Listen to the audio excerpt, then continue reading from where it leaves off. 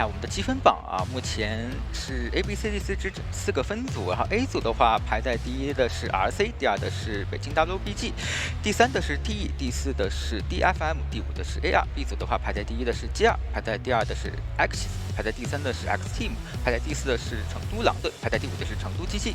那 C 组的话也是 FL 第一，朱雀第二，欧米第三 ，ACT 第四，以及 PR2是第五。D 组的话，第一是 MRC， 第二 Zeta， 第三 B4U， 第四 LX， 以及第五的话是 RT。对，目前来说可以说是各支战队之间的已经打满2场了，就看之后5天的发挥，因为还有2场比赛等待你去打嘛。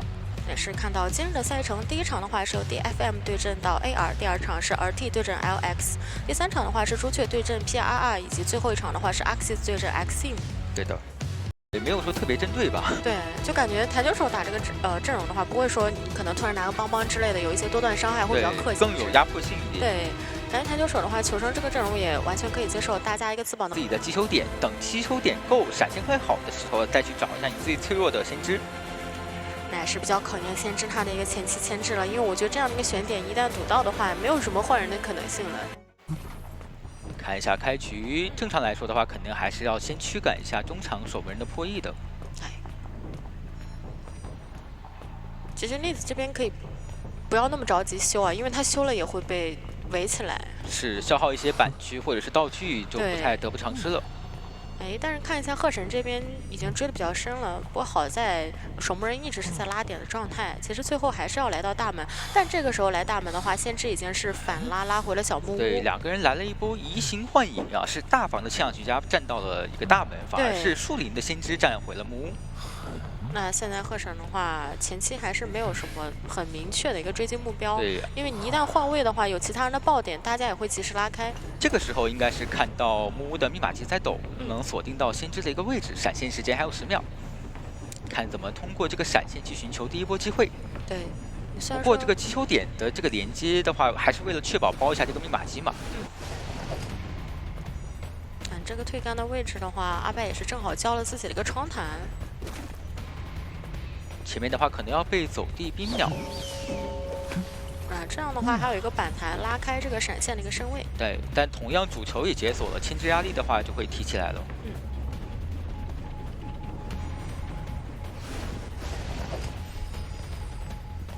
那这波闪现直接开刀打状态，阿拜要赶紧拉开这个位置啊。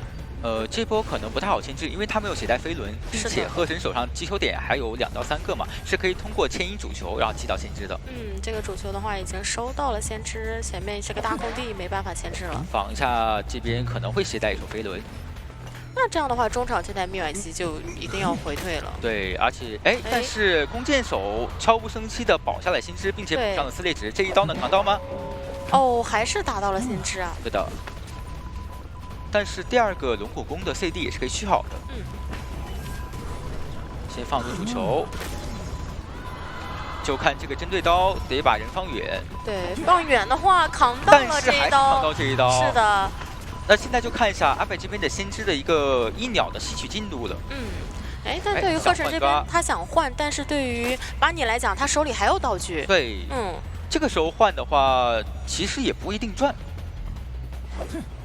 好，飞轮躲了这一刀啊！强风过来帮忙，可以进点。是的，手上击球点只有1个，能再续上1个进行牵引。前面应该是没有什么太多办法，因为飞轮已经交掉了。对的。但是这波 OB 的话，算是把前期一个不到3台的密码机拖到已经近乎3台了。对，整整3台，因为后面有点逼得鹤神，我的所有的击球点得用来去追击啊，但不能去干扰密码机，所以说外面的3台是可以安全亮掉的。对。而且正好可以接受，外面2个满状态的就是2个带化显微的人。是的，而且第一波救人的话是决定让 Felix 这边先利用层云进行一波救援。7项救台球的压力还是不大的，稳定吃一刀救下来，还可以画一手强风，再辅助一手牵制。但是躲掉了。这个身位还是可以进板，不过手上有主球。那应该就是不太打算牵制了，就正常套一个化显微。不过现在看他这个走位有点跟气象学家重合了。对，气象学家没有在救完人之后第一时间去补到另一台密码机。这样节奏的话，可能不太够争一个4人看门战。对，因为赫审这边会把他往 Felix 那边去挂，然后一直干扰你的最后一台。对。而且唯一的 OB 位就是弓箭嘛，并且他现在道具也消耗干净了。是的。这边密码机还要被干扰一下。 这个路径很短，是要小心主球被吸过去的。对，还是要等这个主球结束会比较好。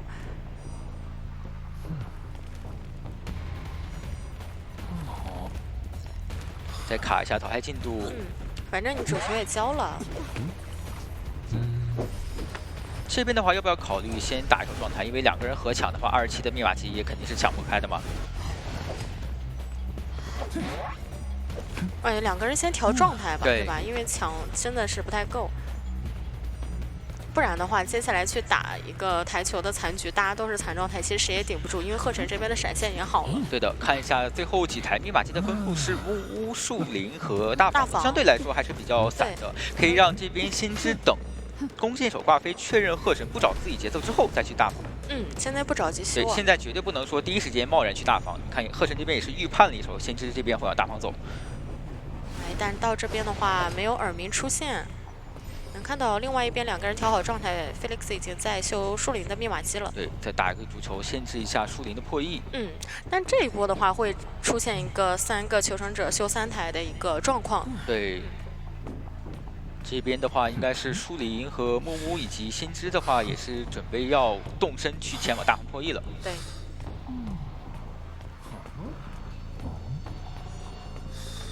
看一下密码机，大房是没有在抖的，知道木木密码机在抖，是有一个人在修。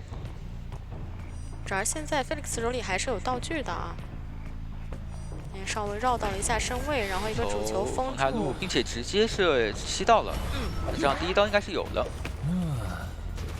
那同样，丽丝那边的一个密码机你是没有封过嘛，所以说它的一个进度是非常快的。对，但是有一个问题啊，就是但是决定换节奏的话，这个问题就不存在。就刚才在想，如果说继续追气象学家倒地的话，大房和木屋的人可能不太好换位。对，是个对角线啊。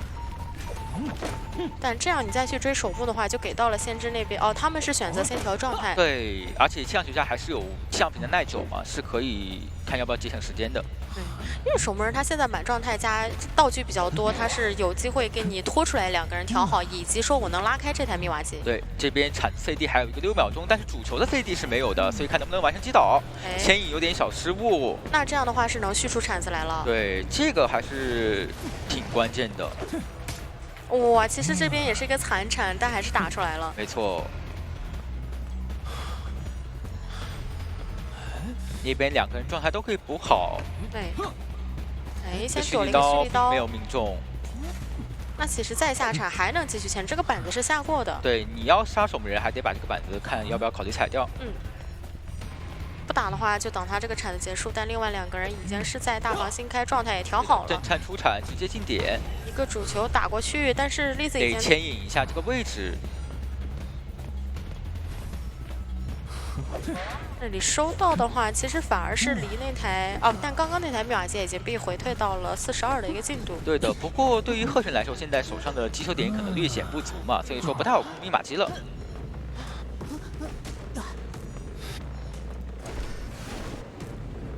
3名求生者都来大房这边是想，先进行一波调状态，不过赫晨这边也是察觉到了。 不太可能让你摸啊，因为本来我也是稍微干扰一下。不过 Felix 手里有强风，倒也不太怕。对，我觉得闪现交过的这个时间点，还是去抢一下木屋那边密码机会不会更明智一点？因为如果等闪现好的话，先知的压力就更大了。对的，主要是也带走了那台密码机，加上先知是个满状态，是可以救人的。因为这边的话是可以一直形成封闭领域去进行控伤的。2个人想过来一起救，还是决定要先知修机。这样子的话，反而是给到了一些赫晨的控场机会。对，主要是先知其实他不太好修，而且这个位置，对于守门人来讲，他也不太好带走啊。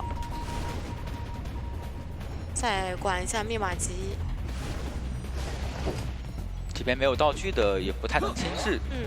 但这个时候 Felix 再去小房修的话，其实密码机可能没有那么够啊。对的，但是还是决定先控下大房的密码机，那反而是给求生者一个拉扯空间了。这边闪现时间还有10秒，目前来说不太有拿到机会，除非说通过这个主球牵引。但这个时候 Felix 他已经是修上了，而且守门人这边也可以自愈。是的，而且他的翼鸟也是已经吸出来了。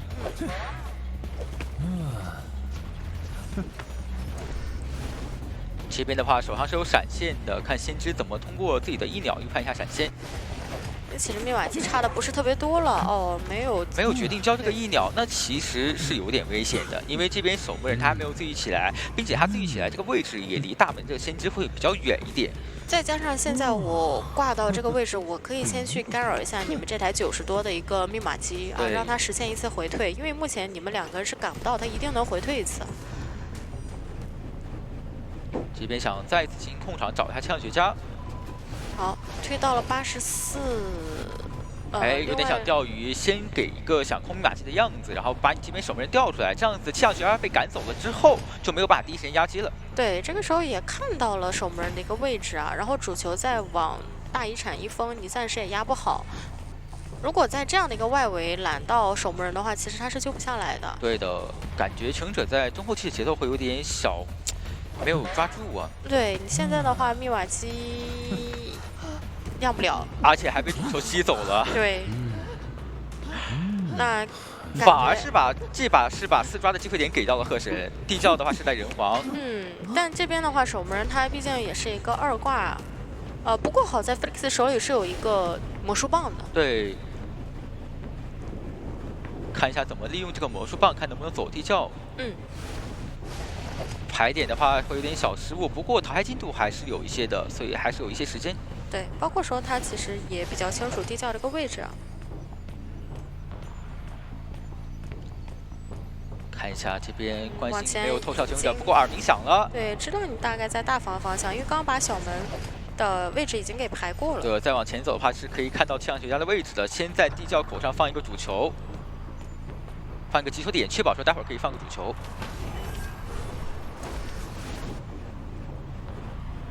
感觉鹤神这边压力也是比较大。现在走的话可以利用魔术棒直接走地窖，但是恐惧震慑被打飞了出去。是的。那这样的话也是由鹤神这边先完成了一把4抓。对，说实话，这局对于一个运营局来说，强者中期拉扯的那波不错，但是后期可能不应该2个人一起在大房拉这个主场。不过这个阵容，我觉得焦点可能也确实在医生身上，所以说木偶石跟气象也都可以去带这个化险为夷的。对的。为了防止说你中期许节奏直接调转攻势找你的医生，那我开局直接站中场嘛。你要赶的话，反正我这边开局也要。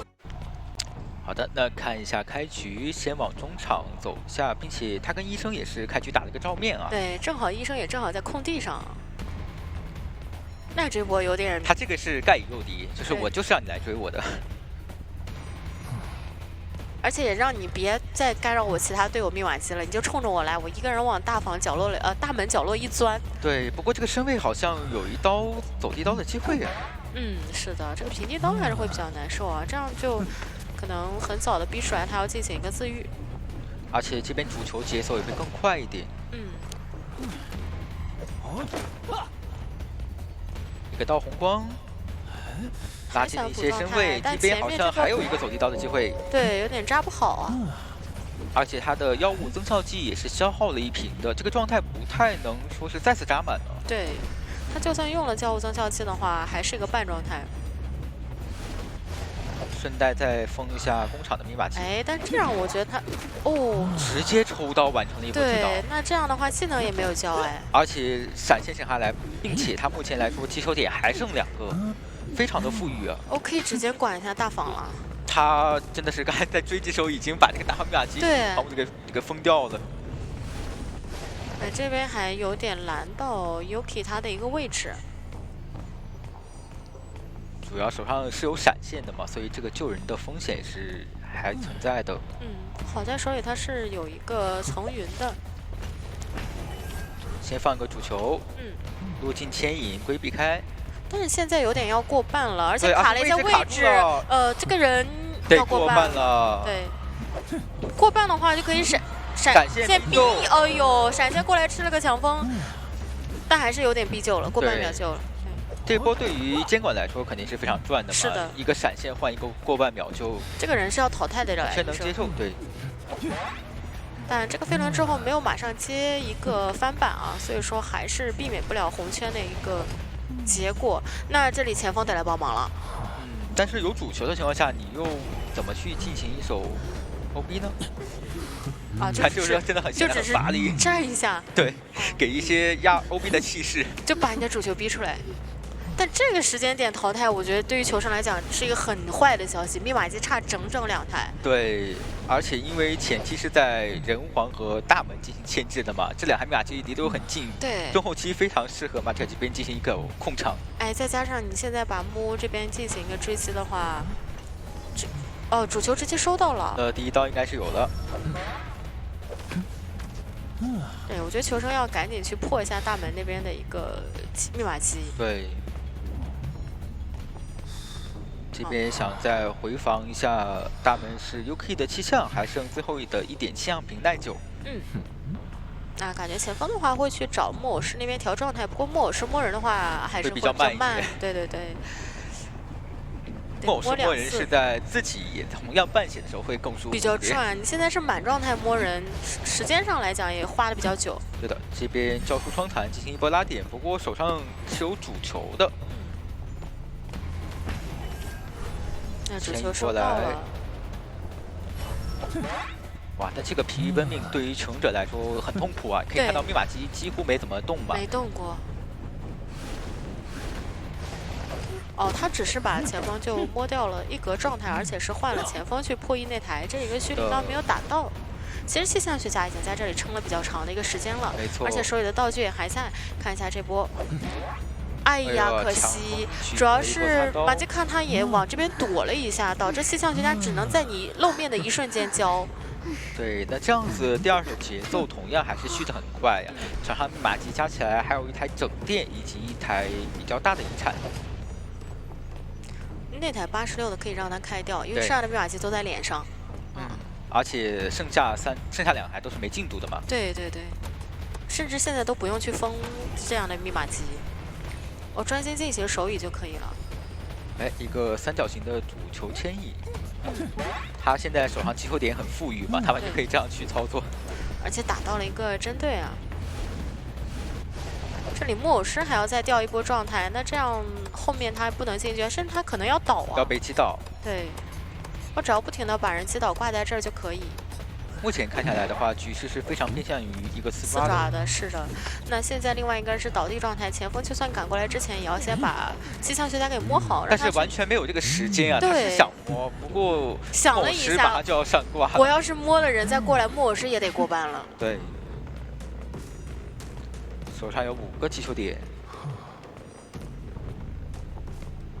我觉得现在要不就。想办法别救了，对，你救了的话，其实也没有什么太多收益。去破译红色密码机会更好一点。对。但他球现在又那么多，让 Yuki 这边去试一下。对。然后他就给个耳鸣。那这样子看下来的话，可能去把 Yuki 的自愈摸起来会更好吧？对他这样省一下他的一个自愈啊，有利于他们2个之间去打一个拉扯。你这边有耳鸣的话，其实我能猜到那边气象是交自愈起来的。其实手上击球点剩的很多，密码机是很难去收购的。哎，不过一波偷袭，小陀螺撞晕了监管。主要防了一手闪现。主要救下来之后的话呢，其实木偶师他还是有机会再牵制一会儿。对的。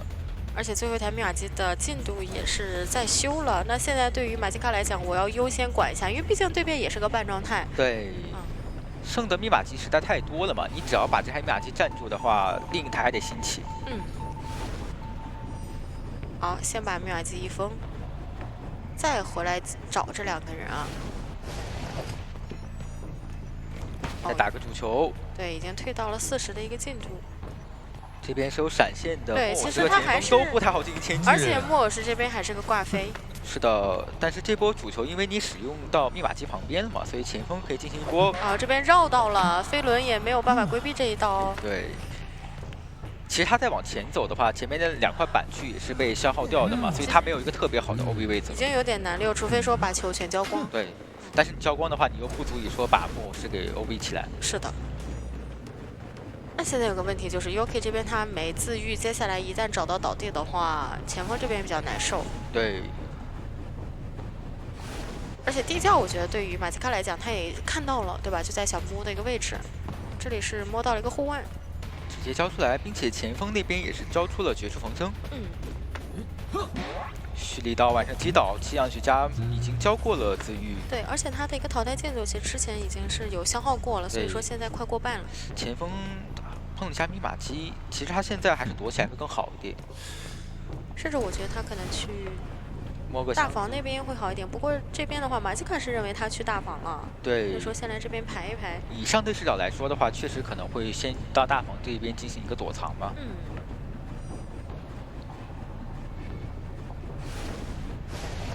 但他手里击球点太富裕了，其实排完整张地图也是非常快的。对的，只要有会儿名，他就大概率能排出来了。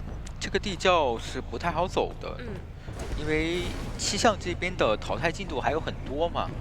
我觉得对于PP 来讲的话，他要把飞轮拖出来，以及留着自己的球去操作一下这个地窖。对，而且他还得考虑一个问题，就是有没有可能我会出乌鸦？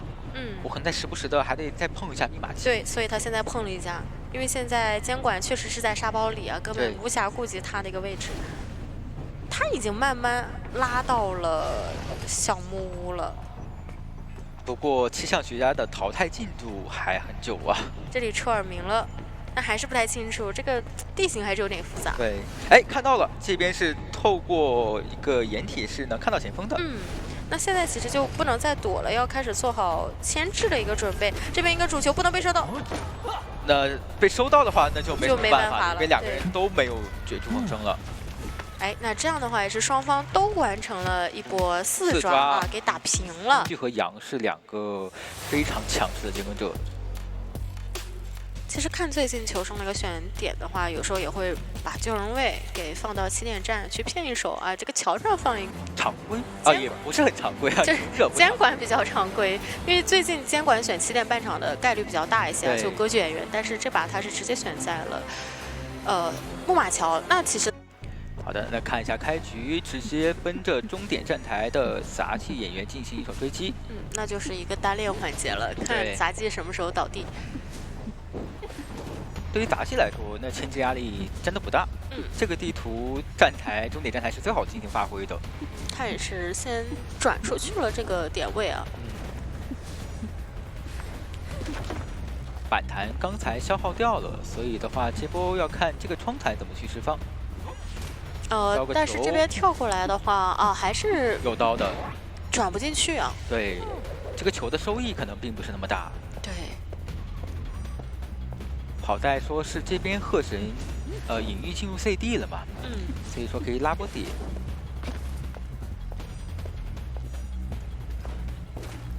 这块板子也拍掉，形成一个相对来说闭合的板子。他再交一个板弹，前面有个土球，看要不要去封一下路，不然的话，想在上面进行一个跳跃，但是没跳过去啊。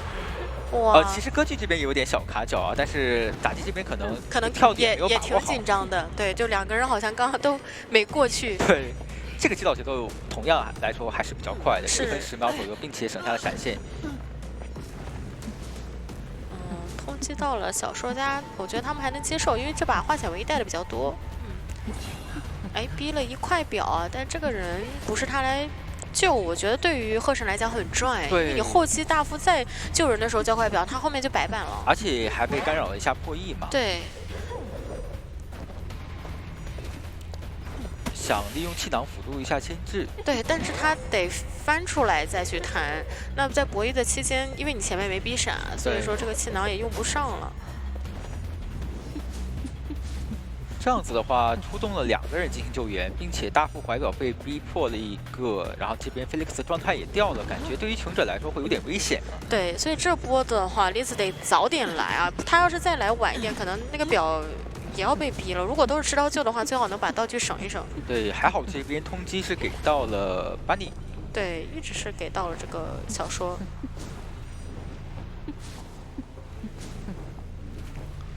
这波的话，看能不能省一下这块怀表吧。他应该是不打算交了。牵制空间来说，真的不是很大。对，他就拉开凯姐，让大副跟火灾看能不能有机会调一下状态。对的。也是。其实我觉得他这波，如果能6出化解没时间的话，是可以接受的。但这里有点难了。那就会有点难受。如果说直接往人皇桥那边走，去拖一个更远的身位，让那边打状态可能会更舒服一点。因为这样的话，其实等挂上以后，求生那边来不及把大副的状态给调好。对，就是一个摸2个和摸1个的区别嘛。对。那只能先让满状态的火灾站在终点站抗压，丽丝那边赶紧离开这里啊。现在密码机差的还是挺多的。对的。这边是一个2个气囊的火灾进行牵制，不过板区这边也被下过了。好在其实他自己可以用气囊把这些空缺给挡住啊。对，而且这波隐喻回速会有点远。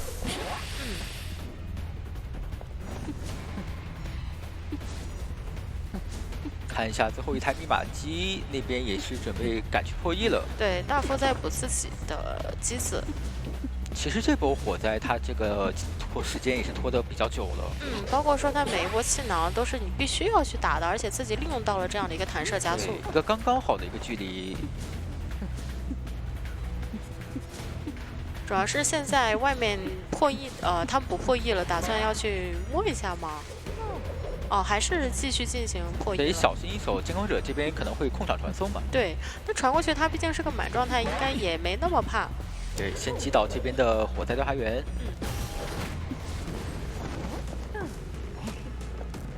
这波是打算让半血的大副，然后再进行一波救援，然后让满血的小说在休息抗压，因为这样子可以预判一手监控者传送被换节奏。但这里早就已经准备好了，我就站在板子里等你传过来，然后我再坐车走了。对，这波战术安排可以说是让 DFM 穷者拿捏到了。那这里你有点跟不太上了，只能从站台底下往这边赶。他再往这边牵制的话呢，其实他们新开的最后一台是在终点站。对的，手上有飞轮，但是输液也吸出来了。一个抽刀的板区博弈。飞轮顶刀。骗了一下，没敢翻，觉得歌剧演员可能会绕。看一下也不敢再往那边带啊，不然的话挂到3站那边还是能够干扰到队友的。对的，他其实现在倒在起点那台密码机旁边就可以了，这样子就算在控制，哇，还能换，还能带牵制，甚至还倒不了。另外一台密码机已经到60这个进度了。贺晨这边有点不敢深追了。但是你现在去找终点的话，起点的小黄家同样说可以说是去破1密码机啊。回速钓鱼他就是先把你从那台密码机身边给逼开，然后稍微降低一下破1的速度。对，再回来，反正这一波你是没有过山车了。这波要被击倒了。那边的话也是大副过来再一次进行贴人。对，不过因为密码机不太能压嘛，而且传送也好了，所以你半血的火灾是不敢草率修机的。对。但是你不修机的话，又会进入一个死局，所以说只能修。修的话就要被传送。哎呦，这边的一个隔霜刀没有打到啊！哦呦，总感觉这一幕很熟悉。对呀，这个板好像很好溜歌剧的样子啊。一样的角色还是完成了击倒。对，因为你没有传过来马上击倒，那这样的话你传送交掉了，队友可以直接把起点站的密码机压好。对的，这局对于贺晨来说是一个相对来说有机会能争胜的局。对，他还可以去争个3。对你现在全力往起点站那边去赶，是有机会再来一个人的。贴门是要时间的，最好还是一个人过来卡，然后跟你爆了，确保另一个队友能稳定走一个会更好一点。主要火灾这个淘汰镜子它是2挂嘛，他也救不了了。对，这边贺晨好像想去拦门，觉得这个身位不够救到这个火灾调查员。对，是的，会有点极限啊，因为大副也确实都把道具交过了。这个身位可能真的不太能救。两边都在与时间。但如果救下来了的话，那就不一样了。哦呦，没救下来。就差一点点，感觉是跑到椅子旁边了。这个时候大副说：“我要是有个飞轮就好了，是吧？”哇，这一把有一个小加速，骗了一下。是的，但是还是被击倒了。那这样子的话，其实有点危险，传送马要上好了。你刚刚是先去救燃，再去点门的，传送还有12秒，但这个门感觉可以极限点开，可以开。很极限，可以吗？好像开不了。4、3，而且对于歌剧来说是可以直接传送的嘛，它是有隐蔽回速的。是的，是的。那过去85，我的天哪！而且这是一个没有怀表大副，可能又要完成一个4抓了。对。哇，今天就是杀疯了。对两边的监管来讲的话，只要上场就能拿下一个4抓。但是说实话，感觉打到中后期啊，看不容的破绽确实给到了艾维嘛。对，因为你在打歌剧有点硬碰硬了。对，而且亚米这边他就是4大天王，他都会，而且支援度都不错，所以完全可以打一手变招。那得看球的一些说法嘛，尽量不要给留到一些离得比较近的密码机。这个思路的话，看他是选择前期干扰佣兵追病患。好的，进入比赛画面，看一下开局先招伊斯人找一下人皇桥这边的病患，本体的话都大概率是驱赶一下破译了。而且往这边的话也能看射手干扰一下园丁嘛。对的，这里应该是直接打算追击了。稍微的断了一下下，不过身位还在。但是这边钩索还有一个3秒 CD， 所以得借助反弹的弹射进行波拉蒂。他其实可能会被架在这个地方，不太好上站台。对，因为你但是本体的异速本下吼到了，对，拿得很快。主要是你往站台方向勾的话，又是看着艾维的。对，这个侵蚀度就比较难受，而且2站这边我是可以直接快速过来等你的。想震慑的话是有点难的。对，但他一直干扰到2站的破译了。而且也没耽误他去拦到病患的一个位置。这边要不要考虑异速本相打断一下交互？闪现还有3秒。打断了，那就可以不交闪现啊。这个击倒时间对于艾维来讲是非常完美的一个节奏，而且还省下了一个闪现。对，感觉亚米这个天王时间度确实很高啊。我觉得这个艾维还是打这个阵容来讲啊，求生有点难受了。这完全是他的主场啊，这个阵容。对对对，你的牵制全都是被我这边的特性给克制到的。一个秒盾，还加了一个砸头。那这波有一个无伤救的机会，但救的会有点早，因为这个人的话刚上瘾。对。不过也保住自己状态，我觉得可以接受吧。这个闪现得考虑交一下。车没了，下然后走地追也是可以追死。好像可以不用交，本来我也带了追猎嘛。追猎嘛。对你这个车也没了，而且还有一个落地加速。这艾维的一个小技巧。是的。那这样进行一个2挂的话，脸上是秒排，但秒排他没有带这个化险为夷嘛，得需要佣兵过来救。佣兵的位置特别远。是的，这边再干扰一下鬼板的破译，而且有2阶侵蚀的情况下，直接侵蚀度叠满拿到一刀，有点没防。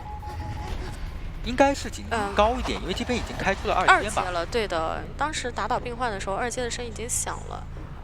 而且这边救人的 PP 隔得也比较远，距离也太远了。如果想强救的话，得交2个护腕，我应该是不救了。对，而且2个护腕的话，还有一个博震慑的风险。是的，那就不救了，过来补一下园丁的这台密码机。但是你看，现在还差3台，就已经进入到了一个减员局，对于艾维来讲还是非常舒服。包括说我手里的闪现一直都没交啊！我现在2阶加闪现，我可能把人秒了。那侵蚀传送还剩3秒，这边秒牌得赶紧躲起来，不能被锁定到目标。其实他追 Yuki 也可以啊。对，反正手里是有闪现的啊。这个侵蚀的侵蚀值。板子下来就可以直接闪现过去。那你身上是一个高侵蚀度拿刀啊。对的，而且看满了60的侵蚀值。对，因为看了你是带了化险为夷的，你大概率没有这个飞轮顶。如果有飞轮，那你就没红光返照。对的都可以成为时空之影针对的一个点啊。这边盾消了，直接倒地。对，通过自己的一波反绕，甚至都不需要异次人去释放异速本相。那这样会让球人很难受。你想，刚刚佣兵刚跑到2站那边去卡人，现在人又在终点这边倒地了，所以说他又要往这边赶，以及说秒牌想修人皇桥的话也修不踏实。对，感觉佣兵就是自从病患第2波上瘾之后就一直在跑，就没怎么干事情。对，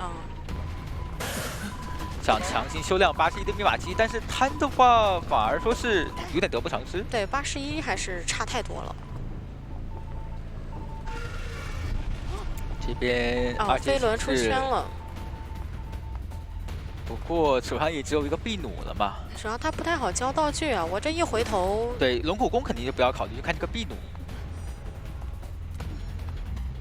先交一个自己一个弹射，但我觉得亚米应该看出来了，你飞轮了，然后又交了板弹了，对，那就没有这个回光返照。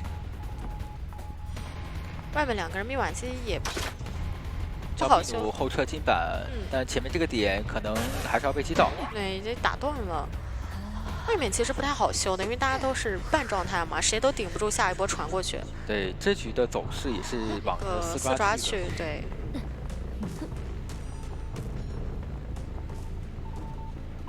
其实我觉得2台密码机都很难修了。对的，这边想着用2阶轻视，然后再去击倒一下佣兵。感觉其实可以挂了之后再找这个佣兵。他害怕这台密码机被开掉吧？但其实差的还挺多的。是的。给到火光的反绕，很想把佣兵打到一个倒地状态，这个但手里还有一个红丸，赶紧弹出来。是的。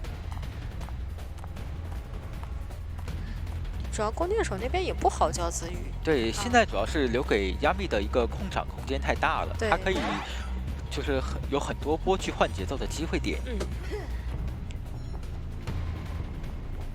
那这里他也知道秒牌的弓箭手是交过自愈的，现在只要把佣兵挂上还是一样，没有人可以救这个人。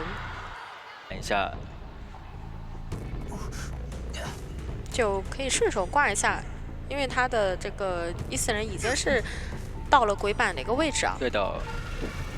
主要是你现在飞轮也没好，我过来2阶应该是就叠满了，没办法了。那这样子被直接挂上人，瞬间秒被击倒，那园丁根本就是来不及。对，我再传回来拦住你，你是个半状态，你就算身位都不够贴近这个佣兵，点个盾救一下，我还是能再快速有一个人的击倒。亚米还是求稳了，没有知道这个闪电直接那就再打一刀佣兵就可以了。哦，给到了一个震慑，是直接倒地。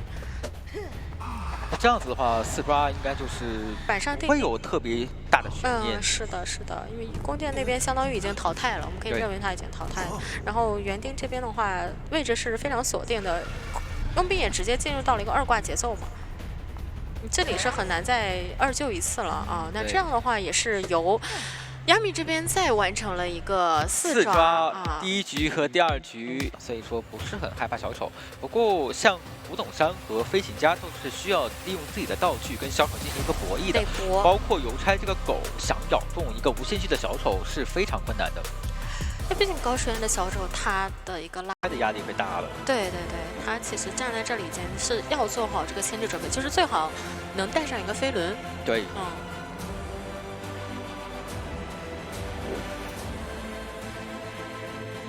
就看贺晨这边的。好，那也是捡一下零件。这边的话，把你先观察。因为没有携带风窗嘛，所以说你要真想追古董商的话，会比较困难。比较难，他一直在这个窗区跟你玩就可以了。对的，这边先骗一下古神，但是节奏点肯定还是要找一下外侧的求生的。对，这边捡了2个无限距。感觉都会不太好聚，大家都不敢修。然后船上那个虽然不怕，但是他机子被封了，也修不了。但是说实话，看下来贺晨这边能接受，因为这段时间是他在捡零件的时间。对，本来你们就最好别修机嘛。这里其实追逃脱大师压力也蛮大的，你的被动只能断掉第1个去啊，但后面还是有点白板了。对的，这个护盾打掉的还是比较快的，长密码机也很少，加起来的话就半台多一点。而且你带了个化险为夷嘛，其实本身逃脱大师救小丑的时候还比较有优势。对，这个迷烟炉能压住脚步吗？不过没有压住，他直接往其他地方转。这波可以考虑手闪具。这2块板都下掉了，就转到外面。说钓鱼，然后看能不能找到角落修机的邮差。看到脚印了，而且刚刚那块板应该是已经被清掉了，所以说现在邮差有点狗躲掉了，他没有办法，这个板下过，他不敢。还好有窗台，一个回来的小狗咬到了这边的小丑。对，但其实对贺晨来讲，只要你没断5具就行，就可以接受。我现在闪现可好了，稳稳击倒是不会有特别大的问题的。对。还在防，害怕对面会携带一手飞轮。对。定点闪，完成击倒。看你半天不释放自己的飞轮，那我就……因为正常来讲，你看我贴膜，你就猜我要闪了，对吧？怎么说也是得教一下的。这局的节奏，求生者还可以，因为已经对局到2分钟了嘛，之后会加速也会出，就看这个救人怎么去处理了。对，把椅子换一下位置啊。那看一下飞行家，其实这还没有什么太大压力，毕竟我有个大喷在手里啊。对，要小心一手钻头的一个双倒，因为如果真的双倒的话，钻头会让你的自愈速度很慢。对，就还是相当于场上有2个人修不了机啊。这里也看到飞行家在2楼了。先聚一下，那这边得交飞行器，这边也是直接放狗掩护飞行家撤离啊。对，但自己这边其实没有什么太多的牵制空间，加了一个窗弹，翻不过去。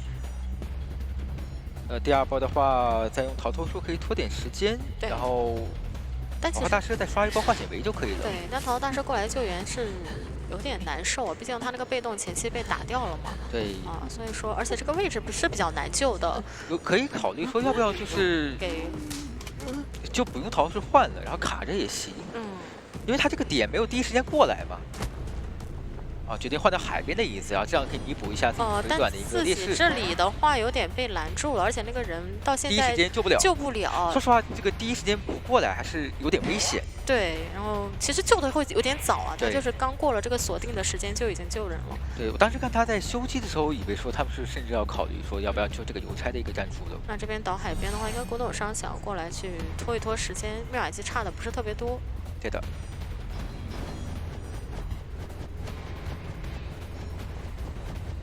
无限区的博弈，飞轮顶掉，顶了。那这里你还是会害怕这个古董商的对，有点难受了。这一波拖的时间非常久，看能不能拖到这边离子跑去破85的开打。给打下来了，打到了针对，不过古神他还是有2盾的。这边陷下来了，还又打下，那密瓦机够了呀。够了呀，而且但是这边是没有携带光环罩，不过扛下了一句。到前面的一个板区，还想进行一个陪跑。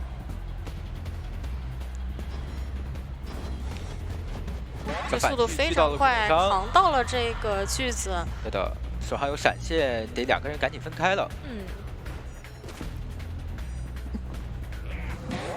闪倒，把他击倒。对，但是现在得考虑要不要再去管一下这边古神。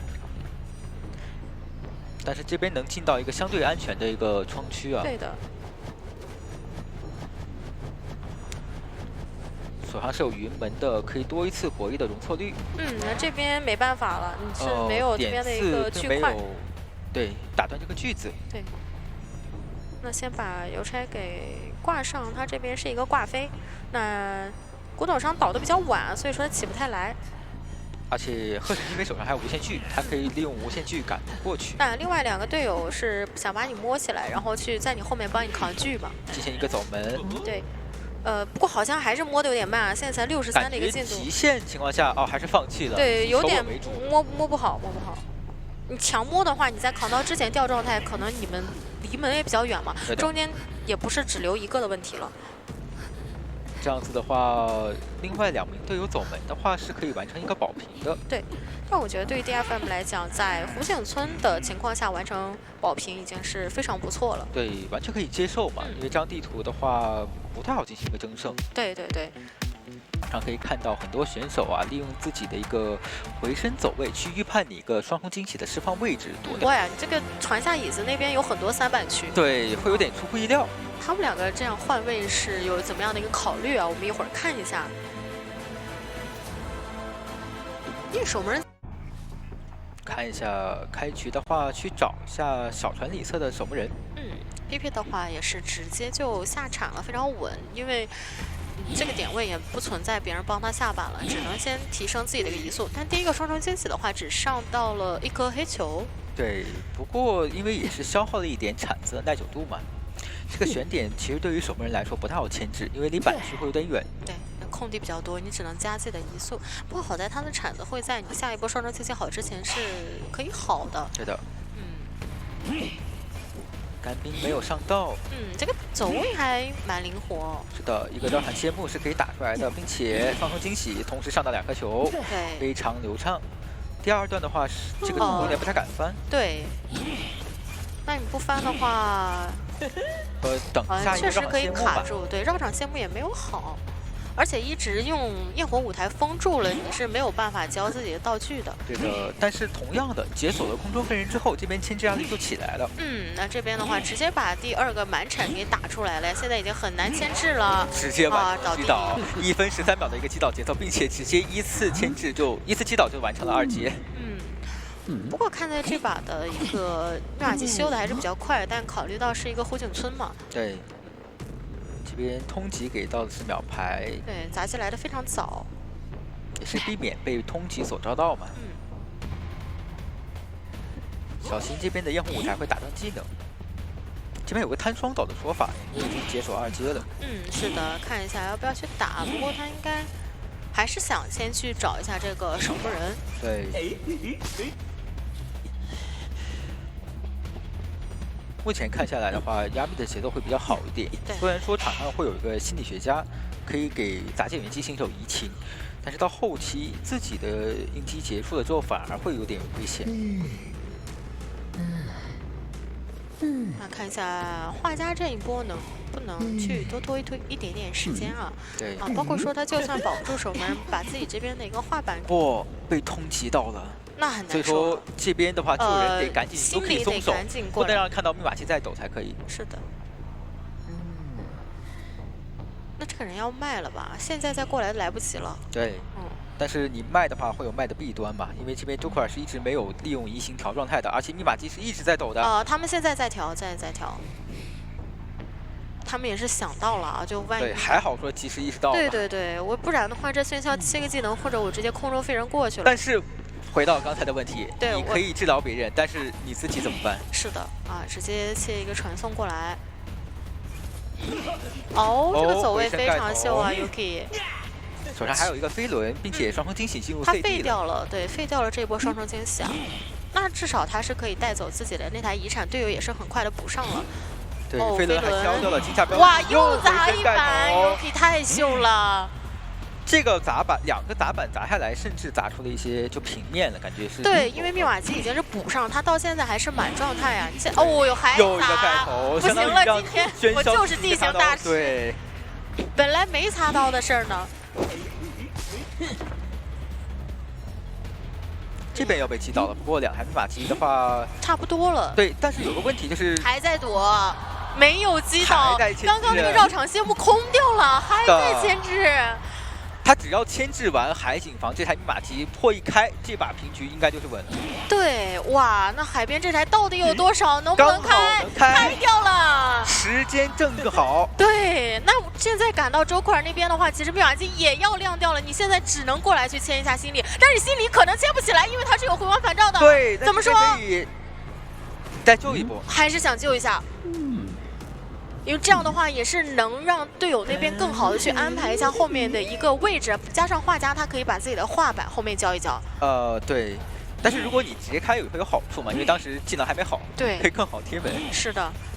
反正画是放出去了，虽然说没看，但我觉得他们可以优先往这个方向去牵制。对，可以利用这个画进行一个转点吧。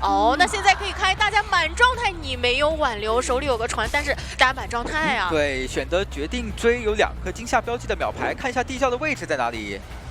这个画家你短时间解决不了，对吧？这个画儿你要稳定看，那看了画儿以后，画家自己也是有一定的移速加成。是的，选择传送加传的话，其他人就直接点大门。这边有一手弹射的，是可以直接往双11的地窖进行手牵制的。对，但我觉得他不会去，他要保平。我要保证我的队友走啊，对不对？对。而且我觉得真的不一定有那么多时间去安排走一下地窖啊，因为前面大家的节奏都很紧啊。密码机也是真的，因为 Yuki 这边牵制，但是怎么说，他要往前面去牵制了，能拦住吗？亚米。这边有空中飞人，但双重惊喜 CD 还没好。99，能拦住吗？好像不太走得掉。等一下绕场谢幕拦住了，完成一个平局。哇，又加赛了我。是的，朱阳老师。我发现又加赛了。今天真的是打得太焦灼了。一直到第3局的下半场都还是两边在进行一个保皮。对我对他只能说是我追得快，然后就多抓了，续节奏续得也快，对，我抓就多抓了，拼一个4抓时间。如果是喧嚣的平局的话，那也不会慢到哪里去啊。在墓地这个里面啊，进行这种追击，前期起追的这个节奏也会比较快。那显然这边我觉得可以直接冲着医生去了。首先我们刚排了一下这个阵容，其实带第2个化险为的人大概率会是在医生嘛。还真是。对，那他牵制起来喧嚣的话，其实这个。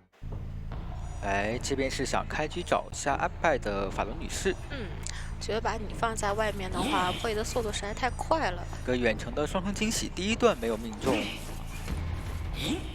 不过第2段是上到了一颗干冰。因为你是正好在一个下板交互。对。基本上是不太会空的，那这样可能就要等第2波的双重惊喜，还有9秒钟那个时间，看能不能马上开刀。正好差不多这段时间以后，法罗他整体的一个技能也要结束了。对，放了一个香薰手杖迷惑了一下监管者，而且刚好起到了非常不错的效果。是的。这个板子拍掉也是避免被监管者进行一个反绕。现在也不太好忙去预判球上的一个位置给到了这样的一个惊吓标记。就看这波第2段双重惊喜规避了一下。前面的话要不要考虑利用双重惊喜时间移形，快速完成一个拿状态呢？但这个移形其实没有拉近跟法罗的一个位置。对，没有给到特别大的压迫感。对。一个抽刀。但是受伤的第一时间又被上到一个高手，这样还是做到了一个秒。是的。但是其实看下来啊，场上的这个密码进度还是比较多的。对，我觉得球场可以接受。也就是稍微干扰到了咒术的这一台机子，然后2个人进行一个换位。这个护腕非常稳健，先拉开一下身位。现在也是逼他早点去救援啊，但是对于佣兵来讲，他肯定还是想拖一拖。对，而且一直在被焰火舞台封着，自己的护腕没有办法。那他要小心要打一个双倒啊！我觉得这个地方是非常需要摊一下。摊了一个双倒，那局势就不一样了。是的。主要还是他救援之前就已经掉半状态了，那这样拿他双倒的概率非常大。而且这边法伦女士在牵制一个2阶喧嚣的时候，也不太有比较难之力。对，基本上就是化险为的时间，等一个双重惊喜，躲掉了，走位很灵巧。还有一波。没办法了，对，前后夹击了已经是，算是弥补了一下佣兵双倒一个弊端吧，对，边可以治疗起来。他倒地的时候也正好摸起来了，那这样密码机可能会有一台起的慢一点点。对，好在有一个医生嘛，治疗速度真的很快。是的，前期省下了2个护腕的话，这波救援也不会有特别大的压力。实在不行，我可以通过这个掩体把这个人卡着也可以。但是鹤神他逼到中场来讲的话，没有去防守这边的救人吗？那这样可能会被偷啊。看一下佣兵的位置，已经把人偷下来了，这无伤偷。这边还是有点掉以轻心了，压迫的位置会有点远。但是差一整台密码机，看他如果能快速解决掉法罗的话，其实还是能逼掉球生这边再去多开一台的。因为虽然说无伤了，但刚刚医生跟佣兵都没有破亿。对，法罗女士对这个逆技的掌握真的是非常好啊。有一个加速。那第5台的话已经在路上了，这边空中飞人在用，一直给不到。这边周雨琦倒了。对的，那但咒术师过来了。咒术师已经过来了呀。切兴奋！哇，那我直接把这个来说真的是太能接受了。是的，你后面没有办法第一时间去控我的密码机了，你得走过来。最后剩的3台密码机是甲本、独栋和 S 版的。得让咒术再去破一下 S 版的密码机。对。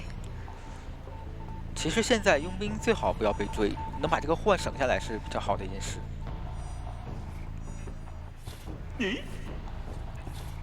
若飞人赶路跟进，提前交出护腕，避免说再次被焰火舞台粘住，导致交不出来。因为刚咒术是跑到墓地里想要去 OB 嘛，那兴奋逼出来之后，他是又要跑到 S 版，其实距离还是比较远的，所以新开那台密码机的速度比较慢。那这里虽然砸到了，但还是掉了一下状态。是的。不过这波节奏也是让佣兵给稳住拖回来了，对的。他的双重惊喜还是在一个 CD，这个空中飞人没过去。前面的位置应该要下个双对倒。压好之前肯定是有一波手椅的，不过他也确实是把佣兵的道具给逼光了。对的。那看一下是 Felix 的，哎，但给他摸了一个魔术棒。对，那这样子可以在开门战的时候弥补一下佣兵没道具的一个劣势。啊，密码机已经压好了，大家也都有红光返照。马上的持刀救。可以直接开，因为是能判断出你没有带挽留的。对，而且那个佣兵是有魔术棒的。这一段双横惊喜并没有上到陷害标记，反而被盖了一个头，但是有兴奋啊！对，反而说是之前切的兴奋，然后埋了一手伏笔，然后完成了击倒。但这个应该还是个平局，不太能争一个多抓。对。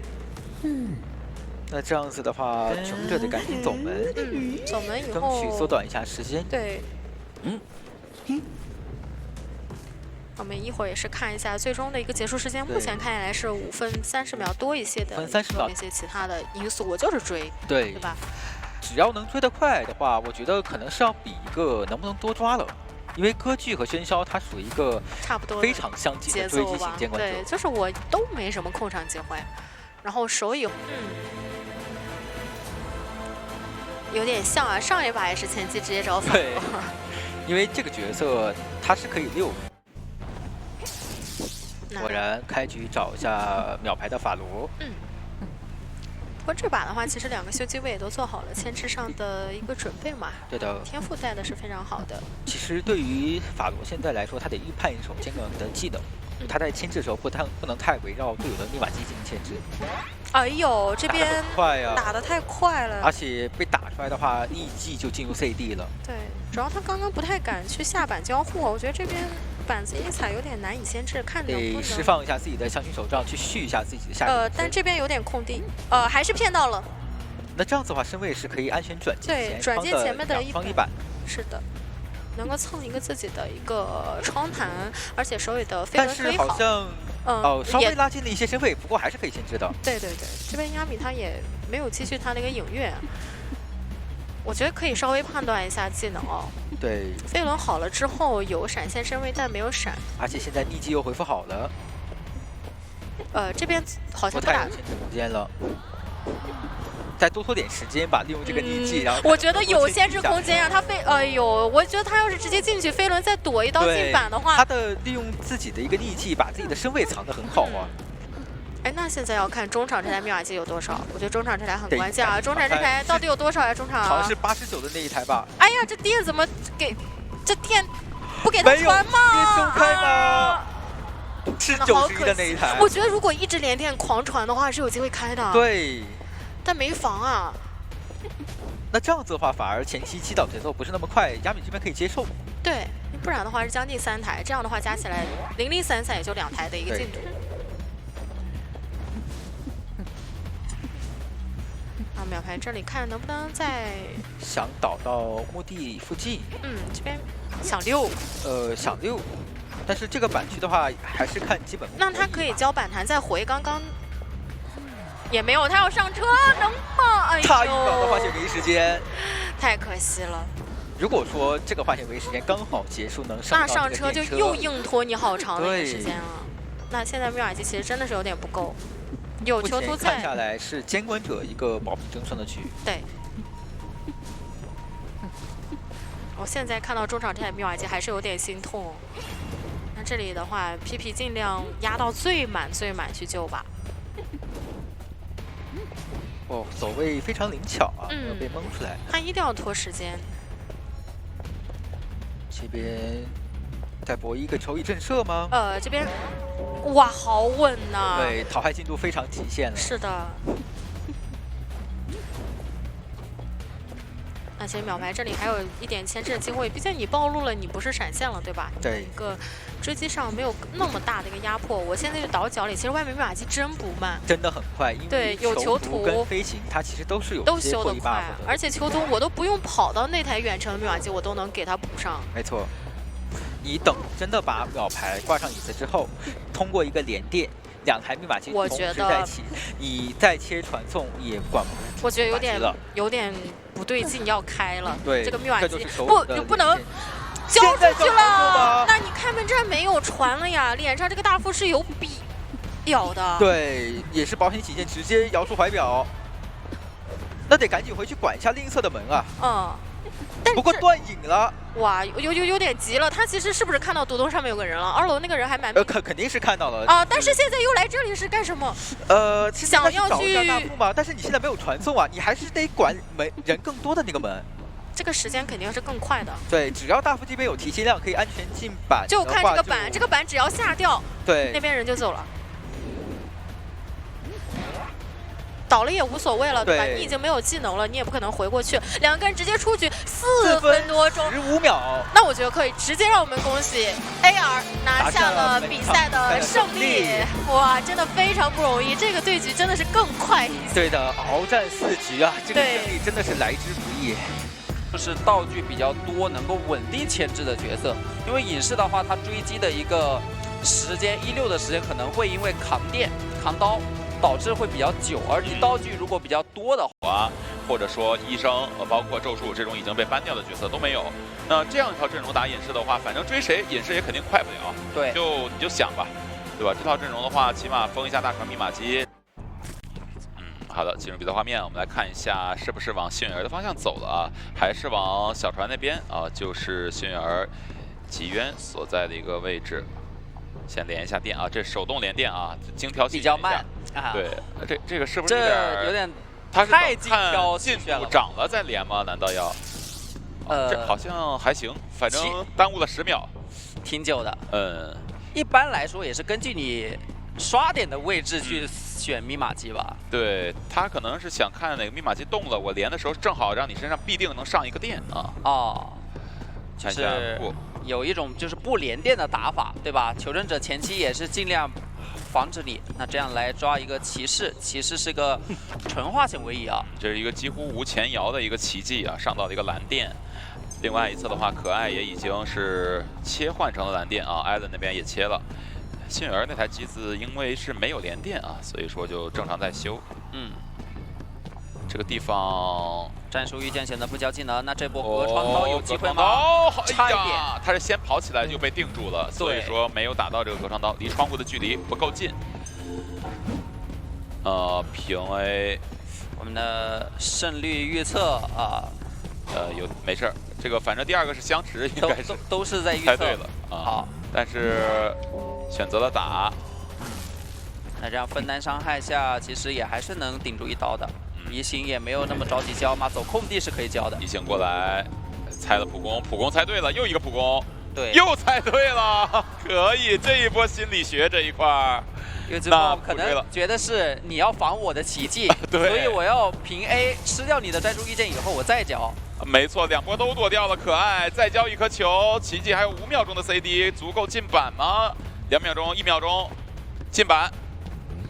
这样的话，感觉还砸了个头，我的天哪！那16会拖得很久。封住一块板，另一块板还是得博弈啊，不能直接过啊。这逼完了一个道具，再去找一个道具更多的，这其实换节奏不是换得很明智了。这波一个无前摇，这边球还交出来了，啊，红球在身上啊，封一下技能。不过可爱现在他的状态还是比较健康的。而且下一波的话，队友应该也有能切电保护一下的。提前切了，防你断电。对啊，2红1蓝，你切什么都倒不了。一直在这个地方博弈，很难上到电啊，感觉。上到了，再连做到很准。但是现在离倒地还至少有1刀的机会。对，已经开出2阶了。要是扛的话，1刀倒不了；要是不扛的话，就倒了。外面应该还是可以切的，就看这个电要上什么，然后也看一下玉碎碰它要不要断电。哇，求生者补光还补得很快，因为他们觉得杂技还能撑，然后这边艾文，哇，好准，奇迹再连小连招，完全动弹不了，1刀带走。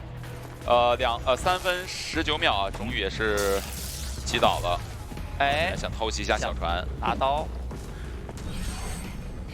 那这样的话，这个击倒节奏也算是，即使是隐士的话，也算是不太好的了，因为外面状态其实还算可以。也是经典的修7台。这个进度都在涨。酷的话这边是没有道具了啊，有一个化险为夷。对，但是现在来说还是救人比较安全的一个范围内。想 A 晕，那就容易共鸣呗，我可以远程救人啊。那哇，那这样还得等一下杂剑员的盾消失了再打，但是打了这一刀的话，杂剑员也倒不了。对，外面4个人扛，都在帮扛。哇，4个人扛的话，杂剑员还有0.7的一个状态。0.7的话，意味着2个人还能扛一次，看能不能等一下。哦，有没有人帮忙啊？没有，没有。这波扛的话，外面的状态就更差了。对，现在求生者当务之急是赶紧调整好一个状态，为下一波救援做准备。对的啊，幸运儿这边的话，他其实是有一把枪的，而且现在状态已经是刚调好，通缉也没有通缉到幸运儿。这一波看幸运儿能不能过来。有球有枪，相当于是一个有位移的空军啊，很可怕。对，但是现在密码机来说，还需要有一台去补一补。拉球，哇，这个位置好像还是不好救。有移形的啊，先交枪，然后球还有一点点，再拉球过去。这波手野，奇迹电到还有2个在临，感觉有点救不到吧？有可能压满，直接救不了。救不到吧？这个点，哎呀，幸而1个球1把枪没有救到这个人，太痛苦了。而且现在有移形，求生者状态外面是不是很好的？是的，移形过去。不过这边的话，离得最近的是娃娃啊，已经提前拉走了，很关键。再临再排尔明有了。左侧还是右侧？左侧的话是刚刚消耗完所有道具，但是状态一刀倒不了的极渊。右侧的话呢是2个正在调状态的，一刀可以倒的人，被这个耳鸣迷惑了，找不到人的位置，那给到求生者去调整状态的时间了。状态白调起来了有点。对。极渊往大船方向走，不过极渊现在可以扛压啊，他一刀是倒不了的。不追了，再找一找残状态的，但是另外一侧状态很快要摸起来了。是。主要是你排不到的话，那所有人状态都可以先调好，再慢慢打，甚至可以都各就各位，站好自己机子旁边。是的，幸运儿的话，看看还要不要补充点道具啊？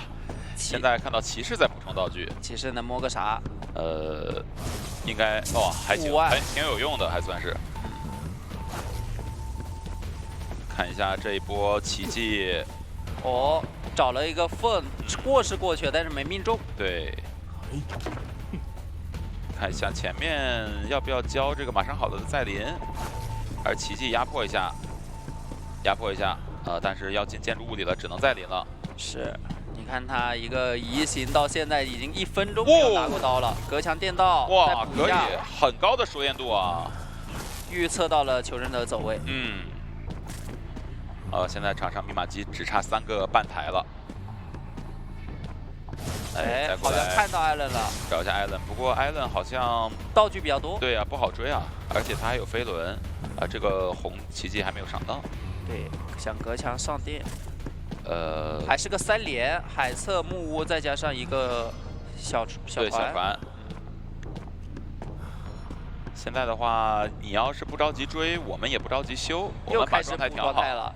对，每次打下去。0.6回上一个1，这个好像有点不赚啊。对于隐士来说，你看这状态越来越好打的，而且他们沟通很到位。对，但另一边安全能补状态的时候，另一个人是完全不扛压的。对，你看酷这边的话，他也是一刀倒不了，不用扛。反绕到了1点生距吸回来了，给到一刀，还剩一点点小头皮啊。这个血量是扛不了的，对，扛不了。所以一会儿如果他被上红电，队友得切。是的，上红电了，队友先切成蓝，再临定到这个护腕想留着打开门战，然后这边的话呢，再让队友来救一下。看来救援的应该还是极渊，又来半颗球，哇！再来挑战一下。但是这个球最好还是留一留，因为你开门战的时候，海侧压机离小门比较远，而这2个人又在角落。隐士的话，开门战才是重中之重啊。是，关键是他就看他能不能溜，他要是偷偷溜过来，谁也不想交这个球，对吧？这也是好不容易摸到的。对，已经绕过来了。对，相当于现在是一整个前锋都来支持了。来过来看一下这波救援，应该就打状态为主，想打想打针对。他其实会怀疑有些骑士他是带了化险为夷，可能会带个飞轮的。对。但这把的话，库是其实带了回光返照。对，因为打这种护腕体验胶，回光返照还是挺重要的。啊，护腕交了之后有一点丢视野，先把2个门连一下啊。这样的话，骑士目前的状态需要3个人来扛。上蓝电的话，另外幸运儿可能帮忙得切一下，能摸到吗？哎，娃娃在吗？娃娃在的话可以哦。娃娃应该是在角落的机子吧？对，娃娃在角落，只是卡尔明的啊，只是艾伦刚才摸到门，也就意味着是没法扛的。对，移形还在，赶一赶路吗？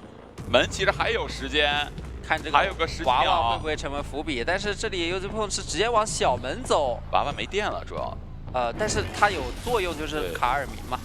哎，来了，门开不了，幸儿也在这儿。飞轮躲一下，再定住，一刀带走，幸儿能不能救到呢？有点难，太远了。他好像不想去救了。是，他是往小门靠了嘛？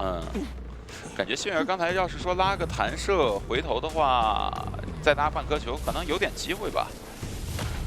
这个地方。哎，反向拉球走门 ，UZPong 好像有点事情啊！啊，对，有没有忘记什么？对，椅子上的人，对，椅子上的人是需要守一下的。那这边能偷下来先？对。哎，爆乌鸦了。偷下来之前爆了一下乌鸦。是，那这样 UZPong 就知道所有人的位置。是的。没有人扛刀的情况下，幸运儿这里应该撑不了多久。嗯，倒了。给到刀，不过另一侧的门的话应该能开啊。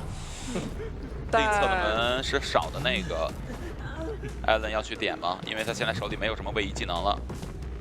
这个门的话，点个10秒左右。一点门就容易给到信号。对。奇迹的话，看有没有可能往大门赶一赶吧。奇迹在临。在临，往大门赶一赶。不点门的话，反正爆乌鸦，你这半状态也溜不了。对。点吧。就决定是点门了。点了，马上就发现，直接给到信号，再临一段，但只有一个再临，我觉得可能需要奇迹非常准，是得能锁住门才行。对，这个点位，门开了，哎呀，门已经开了，所以这个点定不住了。那这样的话是极限走了一个啊 ，LX 这边的求生者啊，这局打的真的是偏执跛脚羊上面，因为跛脚羊他是没有这个技能伤害的，他就一刀一刀拿，对吧？你纯拼手速，你反应不过来你就吃我一刀。啊，反应过来就算了，更多是靠这个换位。对，然后下板你踩不了，对吧？但是必带化险为夷的，包括从他的选点和这个角色本身来看。那跛脚羊其实前期也不会选择快速进入追击节奏嘛，他也得攒一攒愿力。如果直接去抓飞，好的，往中场方向走一走啊，先找一下队伍当中的救人位，看看能不能逼一块表。嗯 ，Baby Top 这边在开蹲了，哦，直接蹲住，完全没找着。哎，还没找着吗？哇，这个视角转得飞快，能看清吗？库拉伊这边，监管一般是动态视力，动态视力，你在动我就看到了，不动我可能看不到。对，那确实。来看一下，直接追加拉了，跟你写的剧本也差不多，其实只不过他没找到大副，他是想找的啊。对，窥视者架住，看一下加拉的一个牵制啊，加拉也是打监管的，有一个魔术棒，可以先交出来。第一个魔术棒能折掉一个笼子吗？应该是能。嗯，折掉笼子。但是你魔术棒冷却期间，可能就要给刀了。哇，这个跛脚羊他技能没有真空期啊，这纯看有没有愿力。好，又来一个，现在有飞轮和魔术棒的一个组合。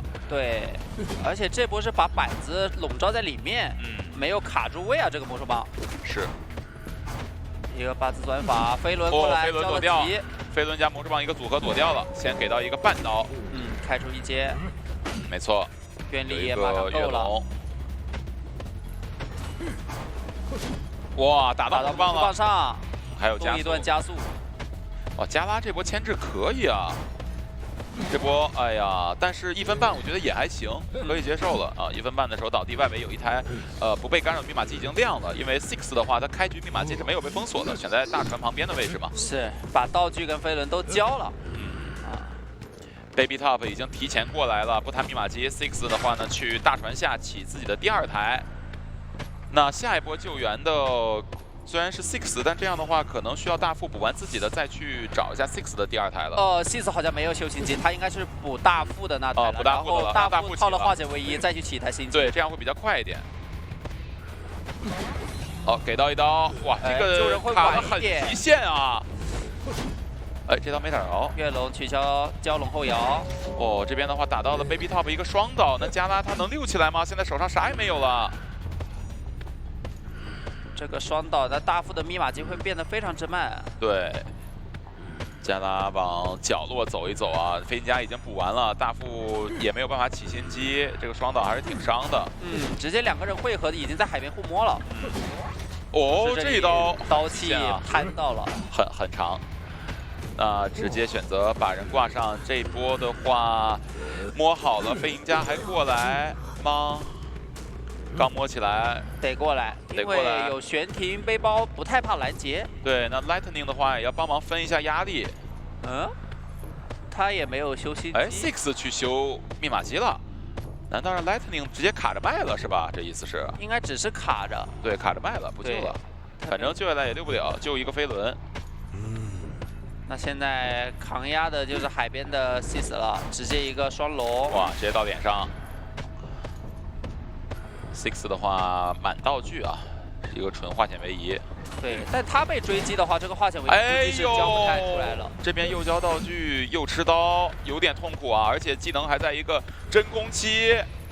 幸好是维龙现在还不够愿力。是的。有落地刀。哎，骗到了。悬停。悬停下去。哎，我也下来。那这个笼子应该能折掉吗？哎呀，差一点，不够啊！密码机差的太多了。密码机差太多了，然后第2波化险为夷没跳出来，加第1波双倒，是，就是密码机没动。补状态了以后，你换灯师过来卡，等于是当时至少30秒没有人修机。是的，这一局的话凶多吉少啊！现在唯一有化险为夷的在椅子上，2波救援下来又是2个半状态，而且密码机的话还修不够。要不要就是换灯师就专心修了，然后大副第1波省表，第二波摇表救，这样可能密码机会快一点。已经偷偷摸摸从海边里面绕过来了。看到了吗？看到了。哎，能伤救了啊，好赚啊！这背包很极限交出来。对，哎，还行啊，不行，还是位移到了中间啊，笼子中间。是那这个密码机进度还是远远不够的。不过好消息是大副无伤了还能救一波，但是差一整台。差一整台，感觉 Six 应该是等不到开本战了，看这意思是。没道具了呀。没道具，然后救下来也救不了，也没有化险为夷拖时间。密码机还差，即使补遗产的话，也还差个半台多。Baby Top 再从同样的路线走过来，这里还能卡位吗？不行，有点宽。正常把人救下来，应该也不管了吧？打到了针对。感觉甚至可以摊一下 Baby Top。对，手上还有愿力。哎呦，摇表被打到了，难受。那马上倒地了。1波无伤换了2波双倒，属于是。对，只要这把手椅上摊的节奏太多了。这个椅子也确实太舒服了。他想去挂一下大副吗？他看到那片密码机在抖。求稳还是别挂，对吧？毕竟这一局4抓对整个队伍来说至关重要。对的，对的。插个眼，然后去找一下 Lightning， 主要是看一下这台海景房密码机的一个进度。如果说是比较多的话，可能它的策略会有一些变化。想找一下有没有往中场走，但没有往中场走的话，那拉点方向其实只有苞米地了。哎，这个是不是太高估求生者的移动速度了？一般来说排点都是先根据他这个能拉点的方向，但是其实没耳鸣就应该回头了。是。再来一个双龙位移，去找大副。大副摸箱子，能听到箱子声音吗？这个点好像没有听到。看能不能补充什么关键道具。往海边走，大副摸到一个香水，半血魔香，感觉没什么用啊。找到了，换灯。哦，好手速。哇，但还是给到刀了。对，而且是在笼子消失前的最后1秒拿到这一刀。哇，来回游走。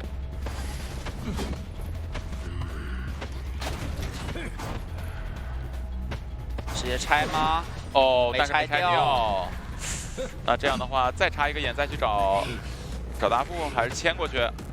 牵过去了，牵到刚才大副第1次击倒附近。是 Baby Top 也是尝试修了下机子，机子差的太多了。是不是已经看到了这个有剪影？应该能看到。还是放到椅子边，很求稳啊。嗨，没看到。还是再拖一个幻灯的自愈。对，再拖一幻灯自愈。你看，别看这跛脚羊，这个对局它不比隐士的要快。嗨。主要是追求一个4抓的话，排点这个过程，它其实需要一些灵性的，对吧？而且古拉伊风筝还是消耗完会稳健一点。对，古拉伊的话呢，它特别稳健的那种。这边要不再往里面走一走？耳鸣有了，那知道在大船。想挂了吗？想先挂吗？那确定能找着吗？有窥视者。大船虽然是复式结构，但是2个窥视者应该也包含。也差不多啊。插眼，哎，找不着咱就先插一个眼。也不差。现在可要和时间赛跑啊，想拉脱耳鸣。这个位置蹲的还蛮有意思的。是的。一个。附近没找着，哎，这边还得再插一个吧？对，这边插一个应该就出来了。插眼。哎。应该照到了吧？哎呀，本来是没照到。对他压脚步压进去了。这边有一个地窖啊，现在还有30多秒的时间。香水跳楼。哎，回了。哎。那这样的话是直接完成一个4抓啊。是。香水又回速了，但是其实，跛脚羊都非常好追啊。也可以帮队友。对吧？弄不好这个解个擦什么的不好说的。是。反正就是一旦拉进生距，能不交词就不交词。对。远远的交。对，远远的交。但勘探员的话，可能还是得找。见过封了3台啊。那来看一下这一局吧，最终这个悬点，蜡影师的悬点锁定在了红蝶亭的位置。看一下天赋。进入比赛画面啊，直接过来找一下艾伦，但艾伦的话，他是离形状态，已经拉到墓地了。对。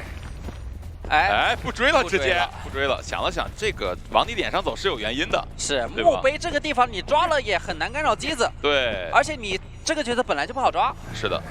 过来的话找一下魔术魔术确实它是比较好，溜蜡像是比较尴尬的。骗红光骗到了一点点身距，但是还是提前把弹射交出来了。而且魔术师追他的话少一个化险为夷。对。再接一个窗弹到甲门，甲门这个点还是能溜一下的。这里借着窗弹直接转走了，2个弹射都已经交过了，那接下来只能靠魔术棒看能不能顶一顶了。是的，上蜡，板子没咋上到啊。对，没咋上到，说明可爱他的身距控制还是不错的。隔窗也没有上到蜡，他现在就是身上一点蜡都没有啊。对。哎呦，你看这个小走位，还贴着边儿，真是有点细节的。可爱，前面这个点应该躲不了了吧？50多，但是要了一个人物投影，但是不给你上了。你要人物投影，我不给你上蜡了，对吧？你也别想着消。再说，没有飞轮的话也，对，体验刀没有打到。没有飞轮的话消不了，只能选一个。给地刀，但是双弹好了，又板弹加这个窗弹了。对，到前面甲门还有窗。这把窥视者其实没有起到任何的架点作用，没有架到任何点，主要。对呀，你要是这一波有个移形多舒服呀，对吧？拿了一刀以后直接移形跟上，你弹射也不好交。但是个窥视者的话，要被163抬了。是的。但是还是有伏笔，因为他是这个没有回光返照，而且是求生者会少一个化险为夷的嘛。是。一个魔术棒。堵住位置，板子下掉，这个位置给了，比较容易你要上满蜡，不着急，哎呀，还给了一个小加速。上满蜡的话，它可以下板之后选择性的被晕啊，但是会被绕过来，对，或者是知道你要什么时候被晕住的，对，但是还是硬拖了很久啊，对吧？这和幻灯师之间的一个配合还是可以的。最后2台都已经在修了，我感觉就一波都够了，就一波。但是他没有回光返照，得去用蜡块封一下红蝶和密码机。管一下吉渊这一台，不过吉渊这一台它是多的，啊，救援这台多的 Allen 那台是少的，所以说风多的密码机其实不影响场上的总密码机的。可能会把密码机越打越平衡。哎，这波没扛到刀。对，想板娃扛刀，再留一个救人瓦，看这意思让记者救2波。他想留一个魔术棒打开门战吗？想留魔术棒打开门战了。主要是倒走，倒到连红蝶河都干扰不了的地方。这个点位的话，记者要提前贴过来吧？如果还是记者来救的话。记者好像去修了。有时候就是你的队友没回光返照，那你就是你队友的回光返照。对，我可以吃震慑，回光返照救人。对，假如机子够的话。对，而且你只要救下来，他一交魔术棒，其实不好追的。对，就是没有办法第一时间秒掉的，起码。而且他这一局是个底牌挽留，他到现在还没有2阶。对，何况勘探员救下来以后还能保一保。对，看一下吉渊这一波救援。还没2阶，所以说这一波，哎，打了个解擦。没有必要啊，感觉。但至少稳定救下来了。是的。魔术棒在这里其实发挥不了太大作用，又被凝住。不过这里的话，我觉得还是应该先交魔术棒，对吧？没有必要说倒地了还魔术棒没摁出来。密码机点开了，但是现在底牌也在，这边没人，封个蜡块，然后直接传过去。切传 ，Allen 直接赶紧跑，但开门战他的一个道具会比较弱。对对对，开门战的话呢，时间减半啊。哎，定住了，哎，但踩板慢了1秒啊，可能被飞轮操作。哎呦，这边是没来得及收，收也有内置 CD 的，有1秒。是的，关键是不能秒放秒收。然后这边就看溜达过去，应该是来不及封对侧的门了。对，这边还有放了一个板娃，卡一下耳鸣。对，这个娃娃放的还挺讲究的。那最终的话也是保住了一个平局，其实挺符合对这一局的一个预期的。因为虽然前期溜得好，但是你毕竟少一个回光返照，那4人开门战就可能性比较低嘛，对吧？或者说你即使有一个4人开门战，那就是闪现之后再来个50秒，那是不是有点太难了？是，反正要想6-3台真挺难的。一般都是亮2台，对，亮2台，然后至少2个人没被干扰嘛，一个前期被走位骚扰，另一个是直接开局被追了。就是脑袋上站了个咒术，很明显最好追的在最远的地方。是，不过无论区域选择什么样，台右手是不管你区域选择的。对，我都去中场。对，我都先把中场。好的，进入比赛画面啊，哎，应该不会直接去找加拉吧？这墓碑机子一看就不太好防。对那不管他，中场也没刷。中场没刷，只能从2楼起步了，感觉。逼一下 top。那这个击球点还省了。再去找入殓。哎，又上去干啥呀？他上去把这个2楼的机子那刚才大不锁呀，关键是。他想去墓碑抓加拉。抓加拉，想单挑一下。看到了。但前期有猴，拿不了刀吧？是的，这个狙击刀，而且他还是有一个韦伯的。又投点这波逼到去了。对。抽刀。可以哦，这波基本功。对的。看来有机会是一个闪开。这里走位还有一波蓄力刀机会。电刀闪开了。骗飞轮先。这个点可不好走啊。是有点被架住，一个击球点的对，一个主球直接锁死了。这只能省了，你交了是没意义的。交了没意义，到了，哎呀，1分20秒。哎呀，还是没办法。其实就是咒术师算是这个阵容里可以溜的了，对吧？但是还是没有坚持多久。被逼后波，密码机，本就少的密码机还被回退了一点，是相当于2台都没亮。救人位就是很命苦啊。你2楼修不了，墓碑在追，然后你只能修红蝶河，修着修着你机子又到脸上了。是。这个赛后一看数据修的挺多，但机子不够。对。这波救援应该是贴墙准备弹互换。预判一下他弹互换的路径。这个弹互换还是挺远的。直接抓到。完了。但是佣兵还好有位移能力，但是也够呛啊！这个车来了，车格的撞到了！我的天，不是吧？必救！电车哥哥，你到底要帮谁？请给我一个准确的帮的人。没撞到那就神来之笔，对对吧？给一个超大26还是个无伤撞到的是监管者的神来之笔啊！啊，确实，怎么都是神来之笔，对，神了神了。啊！但还好倒在墓碑的话，这样至少你处理掉它以后比较难去短期续节奏。这波真要倒了，没办法了，而且倒在椅子边。哎呦，这一局的话，看下一个人能不能扛住压力吧。这密码机是不可能够了呀，感觉。对 ，VP Top 一波就是3个护腕都没了，3个护腕没了，而且还是过半秒就。对，还要队友摸。接下来去独洞找一下 Lightning。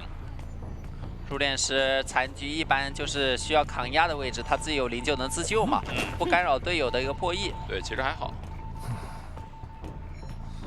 Baby Top 找一下密码机修，只能你看中场墓碑以及红蝶亭有一个联机了。红蝶河的话，其实已经是2%了，等于没修，对，这把佣兵其实等于是没碰过机子。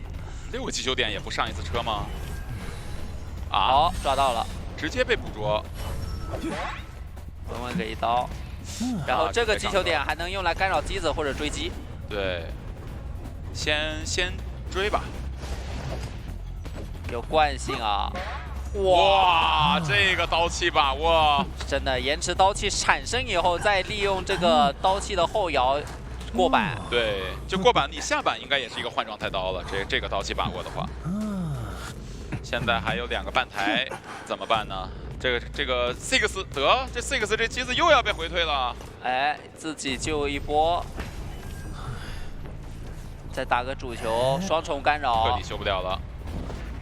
他觉得追 Lightning 的话用不到主球了吗？莱特尼前面一个能无敌时间进板吗？对，但结束后有一个小加速，但是还是进不了。够，他没有想留在独洞，因为他知道留在独洞的话，机子会继续干扰。是的但是他现在倒的话，还是能挂在红蝶河继续干扰啊。对，还不如进板，万一溜一会儿呢？是。或者说 Six 修不了，Six 过来保一保。对。Six 的话，毕竟他可以换位嘛，对吧？可以跟你拉开一段距离，逼一个上下车什么的，再来一个主球，又修不了了。哎，抓到了。啊！他救吧。他其实刚刚可以放到车前去给抽撞一下。是。鬼点子生成中。还是没你那么坏，你知道吧？我太坏了，慈悲为怀了。那这样有闪现，你去保一个佣兵，从2楼修亮以后再去独洞修台50机子，有点困难。先扛到一刀，再上车，连线，一个主球，哇，熟练度，但是没抓到。嗨，闪现，好，对，交闪直接带走。另外一侧密码机已经补到了。甚至他这一波不挂这个小柔家，提前先去管住机子，那就是稳稳的4抓了。是。但其实这把对于他来说3抓也够。对。但是还是能4抓尽量争4。对。带着球过来。哎，第2次回退来了，密码机也更不够了。是 ，Six 也是明确交了自愈的。而如果 Six 要过来帮分担压力的话，必须是没有自愈半状态去补遗产。那这样 Play 就直接抓你了呀。是，现在就是一个看 Play 他到底是3抓还是4抓的阶段了。这个局面想2人保平还是太难了。哎，很花里胡哨的一波在轨道之间，怎么也得换个位砸个头。是，现在已经吸满了，换位。哎呀，没砸到头，主球也没抓到。对，这个地方没法砸呀。平地刀了。哎，利用电击模型躲一波刀气。对，大家都有对刀气的把握的时间啊。而且70多。对，看到密码机的一个进度了。游刃有余，回去守。过来再找一下 Baby Top。Baby Top 手里啥也没有，1穷2白，甚至状态也是个半状态。哇，库拉伊的话，哇，把出口给堵住了。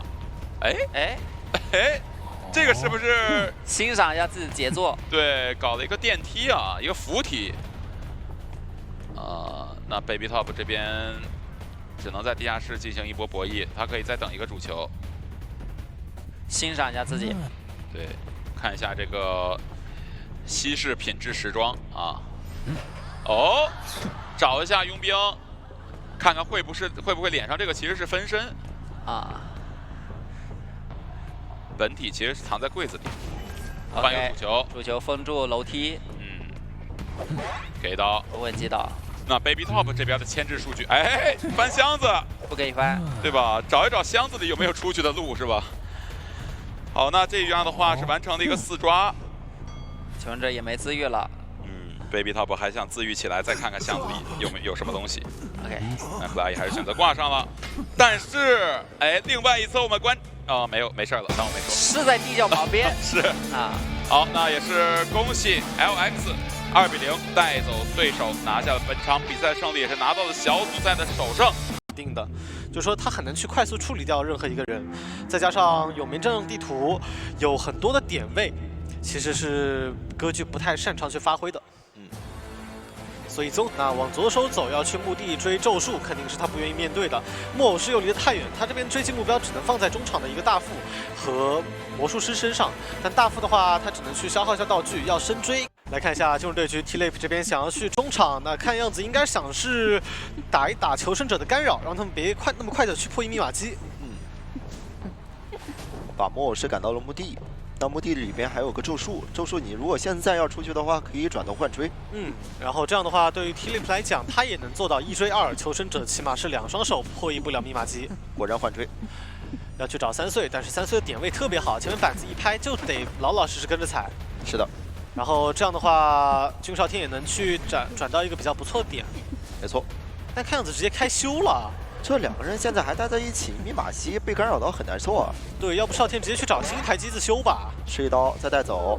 看君少天现在也没有办法离开了，他只能接着破译这台墓地的。对，还是跑出去了。他得走，因为他得把墓地让给这边3岁去进行牵制。因为3岁又被架回来了。是，看一下这波回速，哎呦，一个慢翻那很极限了。这刀打到1分钟击倒，并且木偶师基本上是没怎么破译。 他手里这个时长是可以直接出去把大副的机子踹一脚的。那这样的话 ，T-Lap 这把是有个比较大的多抓面。密码机实在是不够，因为现在合起来才1台多。这个位置 T-Lap 要做就是尽快的冲到中场，然后把时长用出来。这一脚下去，大副前面也没怎么修，相当于这一把只有木偶师修了30%，并且也就外面的一个魔术师修了1台，是的，其他。 都没怎么碰过了，你给到一个化险为夷，顶多也就踩2台。对，这刀才闷出来，相当于强行逼波救。虽然能够稳定救下来，给到3岁个牵制空间，但是毕竟前期的密码机掉的实在是太多了。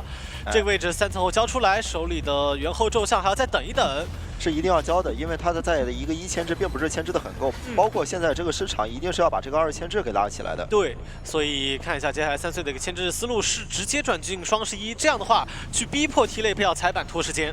毕竟知道你这边手里没有闪现，也是个时长。哎呦，这个位置 T-Lap 有点小失误，卡脚了，自己隐约进入 CD。那这样的话，3岁能够在这个位置再拖一拖，这2块板子能够保证3岁有一个比较不错的牵制时间，并且猿后咒像也能拖出来。前面这个位置可以垫一下，再交一层吗？没有选择交，想选择垫砸吗？哇，直接就是一个板去博弈。对，这波省道具省得很凶啊！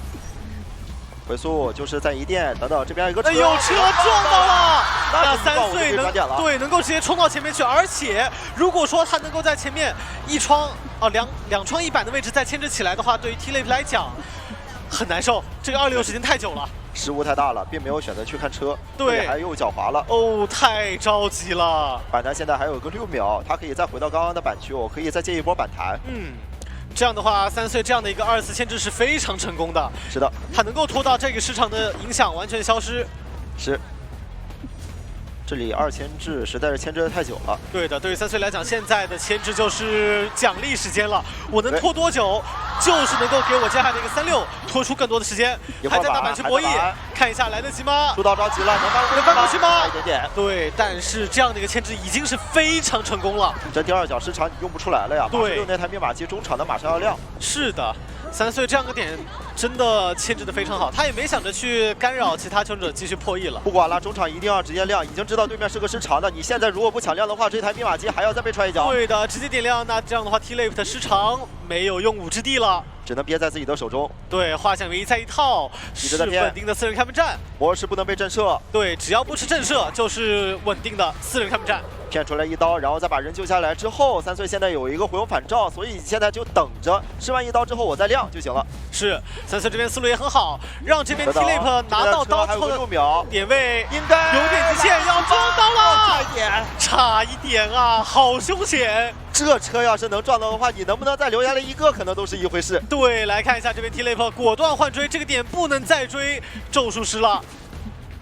但是要去找雨林的大副，这有怀表啊，是很危险。传送落地到小门，现在同样很危险，因为你现在要知道，就是说是这个门已经点了80%了。对，而且一旦要倒在这里，木偶石到时候我硬过来套一个化险为夷，你有挽留又怎样？我硬救啊，救下来之后化险为夷，我硬出门你也拦不住。是，而且中场还是地窖。对，这一局是有机会能撕跑的。魔术棒交的非常漂亮。君兆天现在有没有在旁边等待？如果说是在等待的话，那这个监管就很危险了。而且我们需要注意，挽留只有70秒了，再多拖一会儿，到时候是能够直接救人的。已经准备好了，倒在这里就准备要救人。对，哦呦，这刀还没拿到！我的天，朱雀今天这个板冲博弈实在是全部拉满了，一直在拖时间，现在拖的就是你的挽留。当你挽留过去的时候，木偶石就一点都不怕了。对的，我们需要注意，这个时候木偶石已经卡在2楼上面等着救援了。是，挽留只有50秒，椅子上人是绝对能够坐过去的。你可不能挂在这里，真要挂在这里吗？但是意识到太远了呀，意识到了，只能挂在墓地门口。但是这样的话，求生者还是能够抽掉一个人过来，先把门点开，然后木偶师再把化纤维套出来，这还是能救。对，而且还是有一个很大的撕跑的机会。还有你现在的挽留马上就要耗过去了，我耗过半，我去救就行了呀。是的，另一边3岁抱乌鸦了，但是这个乌鸦完全没有能够给到自己的压力。来，君兆天现在已经被发现，被逼出了一次变身，回速要回头，他以为有人偷，有耳鸣，但是这个人是用来偷偷点门的，这样就有点亏。因为现在君兆天我还可以再一次变身，然后过来对的，挽留最后7秒钟，看一下这个位置，雨林已经进门，没有办法处理。那另一边木偶师快要到椅子面前了，传送回去，传送落地，挽留结束。挽留你怎么办呢？这一波50肯定能直接硬救的。对，看一下来得及，直接冲门，20秒的时间，来得及吗？你现在不敢出刀啊，但是你到了门口，你已经没有挽留了，还有一个人帮我扛刀。是的，过来的人是咒术啊，咒术也过来了，咒术只要垫一层，那这个人就出去了。看一下这个位置想怎么打，你打击倒了也没什么用，救下来木偶一刀打出去，但是你敢切吗？你切不了，对的，咒术还在旁边，打了咒术，这个人就要爬出去了。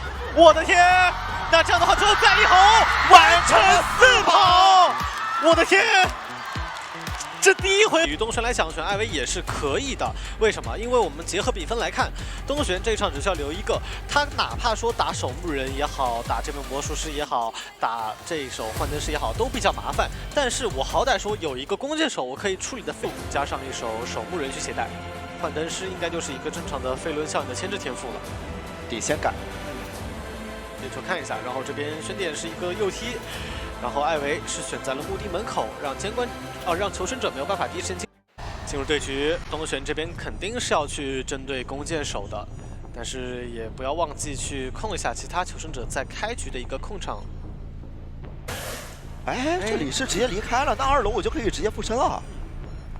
这个侵蚀度拿的很多啊！等等，你这里的窗户要提脚做下去翻，有点危险的，因为现在66的侵蚀度能追上啊。对，这边有陆地加速，身距很近，看一下。哇，是真敢翻，差一点点，但是没关系，下一波还是能拿刀。对的，刀速度非常快了，想再补一喷。哦呦，本体喷也喷命中，是。那这样的话，这个异族本相吃的非常多啊。你也不敢回头看啊！对，现在回头看，等一下再配合伊斯人，其实就能直接秒了。是，下一波守墓人都不太好牵制了。什么弓箭手，我就直接去找守墓人了。哇，一刀开的太快了，也是被影响。那你现在1干扰2，再牵制到独洞，就不知道独洞这边是有没有地下室了。对的，哦，没有地下室，还行。再一喷，哎，打断了。然后下一波寄宿的时间，其实对于他来讲也比较好。这个位置魔术师必须得走，但是魔术师的这个逃骗还是会干扰到这边守墓人的牵制。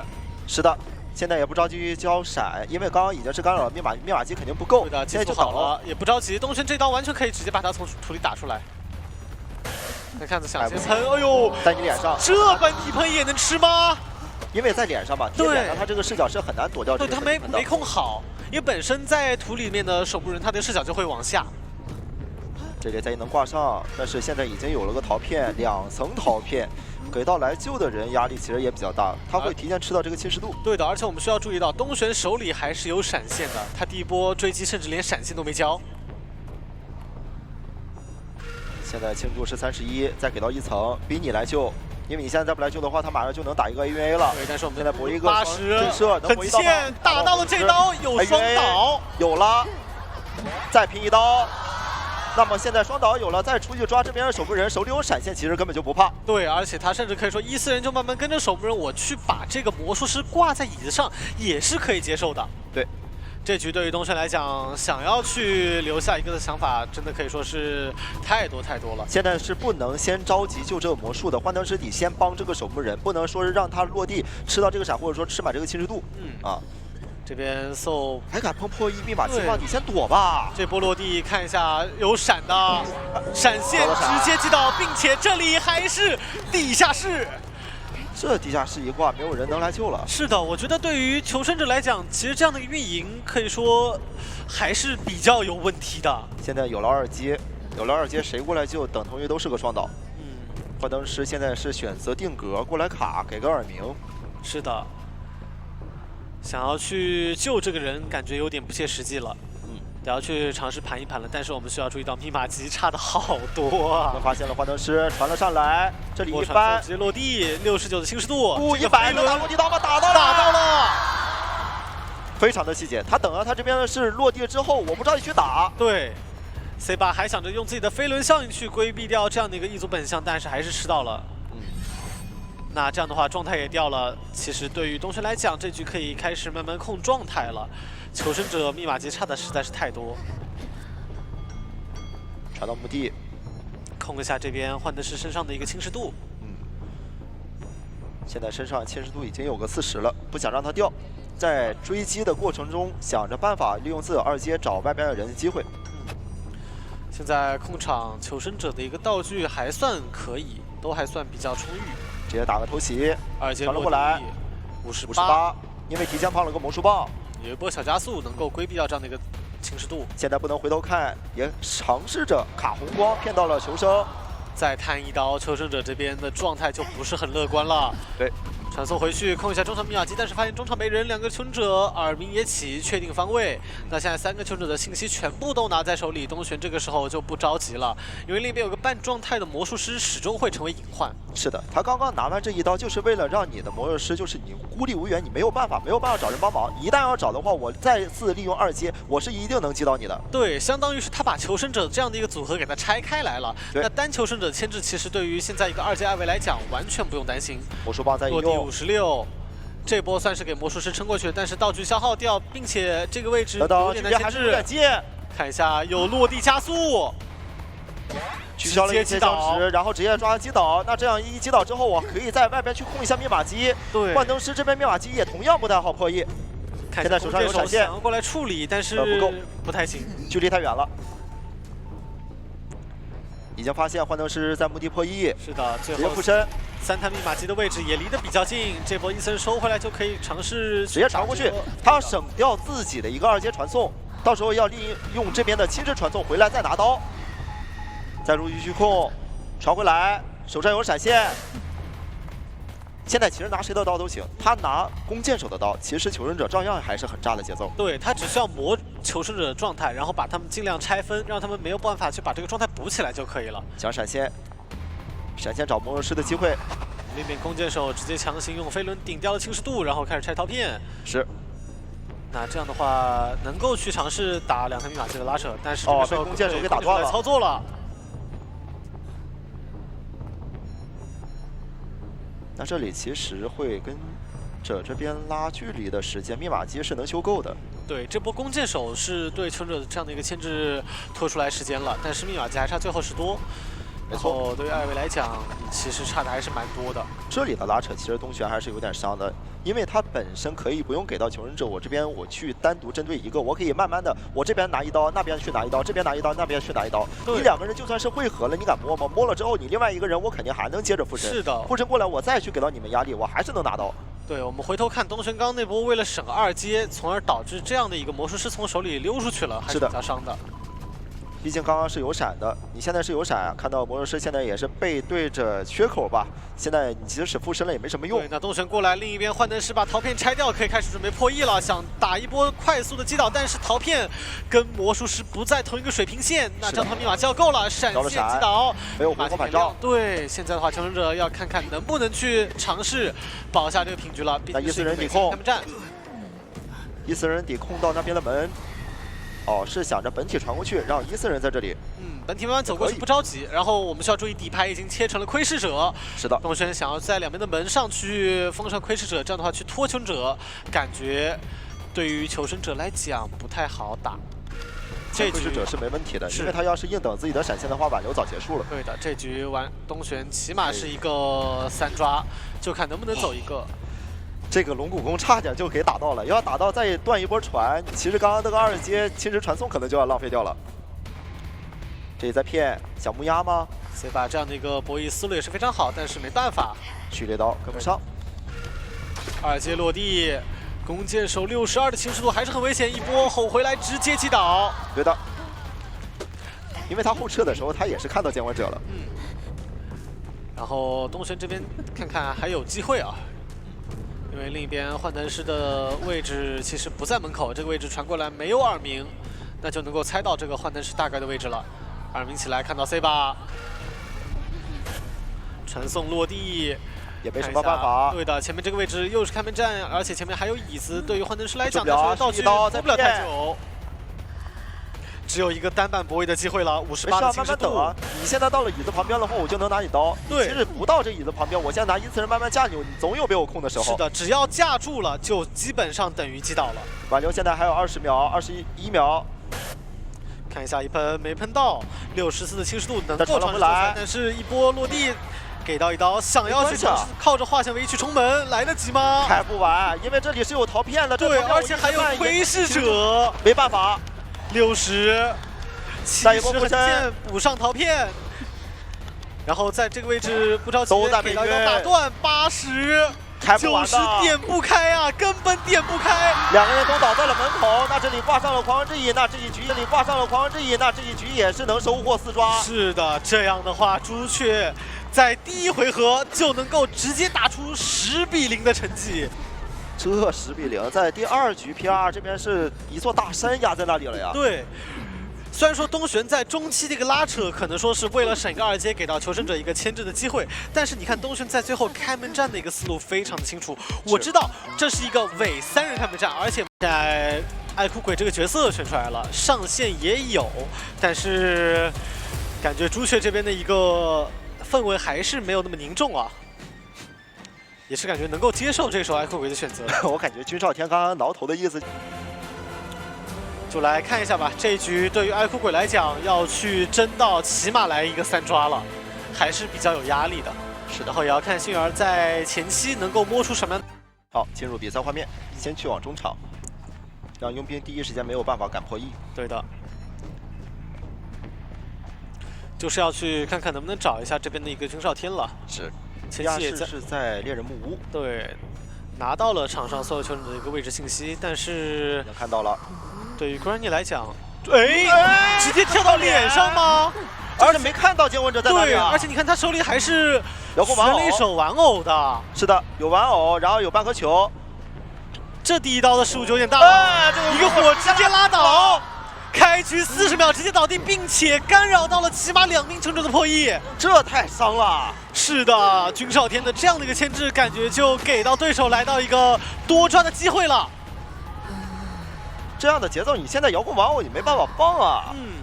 还是有点太大意了，因为他在他的视角啊，我猜一下，他可能就是认为，哎，你从这边方向来，应该是在追我的队友飞行家，不行啊，我得给我的飞行家让出来，等等，这边是直接救了下来，想帮我扛，或者说是打一枪到佣兵没打到，那现在球其实就能用了。对，我想正常翻，但你要翻了的话，可能就会直接接闪，没闪吗？这个节奏是放了个娃娃，稍微回来了一点，得拉球吧，但是闪现直接击倒。哎，这个球一直到现在都不拉，他是需要牵制出来一个2手节奏的。对。看刚刚 Granny 的思路，其实是想打一波拉火，并且配合自己的实体刀去再打一波用一个双倒的。但是确实求生者的一个思路也是非常的好，2个求生者直接拉开，逼的这边 Granny 只能过来处理幸儿。他刚刚的娃娃我能理解，但是球没拉我其实有点不太理解，因为你娃娃放了，其实为了去躲他一波闪现。因为监管者刚刚他是直接布了个加速带，我过去就想要拿一个闪现刀嘛。对。那看一下这个位置，蓝火先在前面压迫，位置很极限，有一个蓝火会飞轮顶掉。但是你到椅子面前还有一个博弈，对，而且这样的时间，哎呦，很帅了，但是恐惧震慑，坏了，坏上加坏。这局对于求生者来讲，要不要就考虑思考怎么样去跑一个吧？但现在地窖都还没修开呢。是的，外边密码机现在太少了。Granny 这个反应实在是太快了，再配合爱哭鬼这样的直接出刀前摇非常短的一个特性，打出这波震慑。那他也没能想到你飞行家敢这样一个悬停喷气背包直接过来救的。对，再给到一刀正常救下来，但是你怎么办呢？现在谁能去捡到新源那边的道具？对，局势实在是太差了。气囊现在弹开，先追飞行家，飞行家刚刚悬停已经交了，现在身上只有一个喷气背包，还进入到 CD 了。是的，这个喷气背包得要用掉才行。这波拉火躲掉，但是这个位置本身也比较危险啊。如果点位架住了，我慢慢磨，我其实都能把你这个飞行家给磨死。对的，3岁走到角落，他想下一波喷气背包直接去捡幸儿剩下来的球，但是距离够吗？看一下，3连喷。刀出的急了一点点，对，但是位置不太好，很难去摸到幸儿的那颗球。其实没关系，现在机子还是不够，你外边的化险为夷，你追的是仅剩的这一个化险为夷了。对的，加速带过来直接击倒，密码机差的还是比较多。这局对于 Granny 来讲还是有争多的机会，这局甚至是能4。看看求生者接下来一个拉扯了。由于密码机太少，现在他只需要把这个椅子守住，别让你无伤救，那这个局面他其实就能走向一个慢性4抓。对。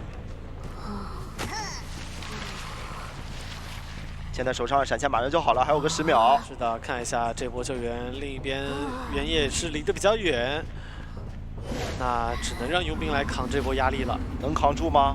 这个蓝火位置还是很好。你到椅子旁边，他其实就能拉。等等，这个位置拉的还不太够。掉还可以。是。来看一下这波博弈，先打针对，要打针对，能打到吗？喷气标包是没有了，打到佣兵身上，那还是给到了个2次牵制。对。那3岁还是想要去捡那颗球，手里飞轮也马上好，但是捡不了，对，一波加速带卡住了，闪现直接击倒。那密码机还剩最后一台，2个人求生者要打最后一台密码机拉扯，但是都是半状态，并且道具都有所消耗。是的，密码机现在肯定是不够的，现在佣兵跟火灾要1人起1台。看一下 Granny 这边的想法，他不管怎么样，他现在必须要赶紧抓。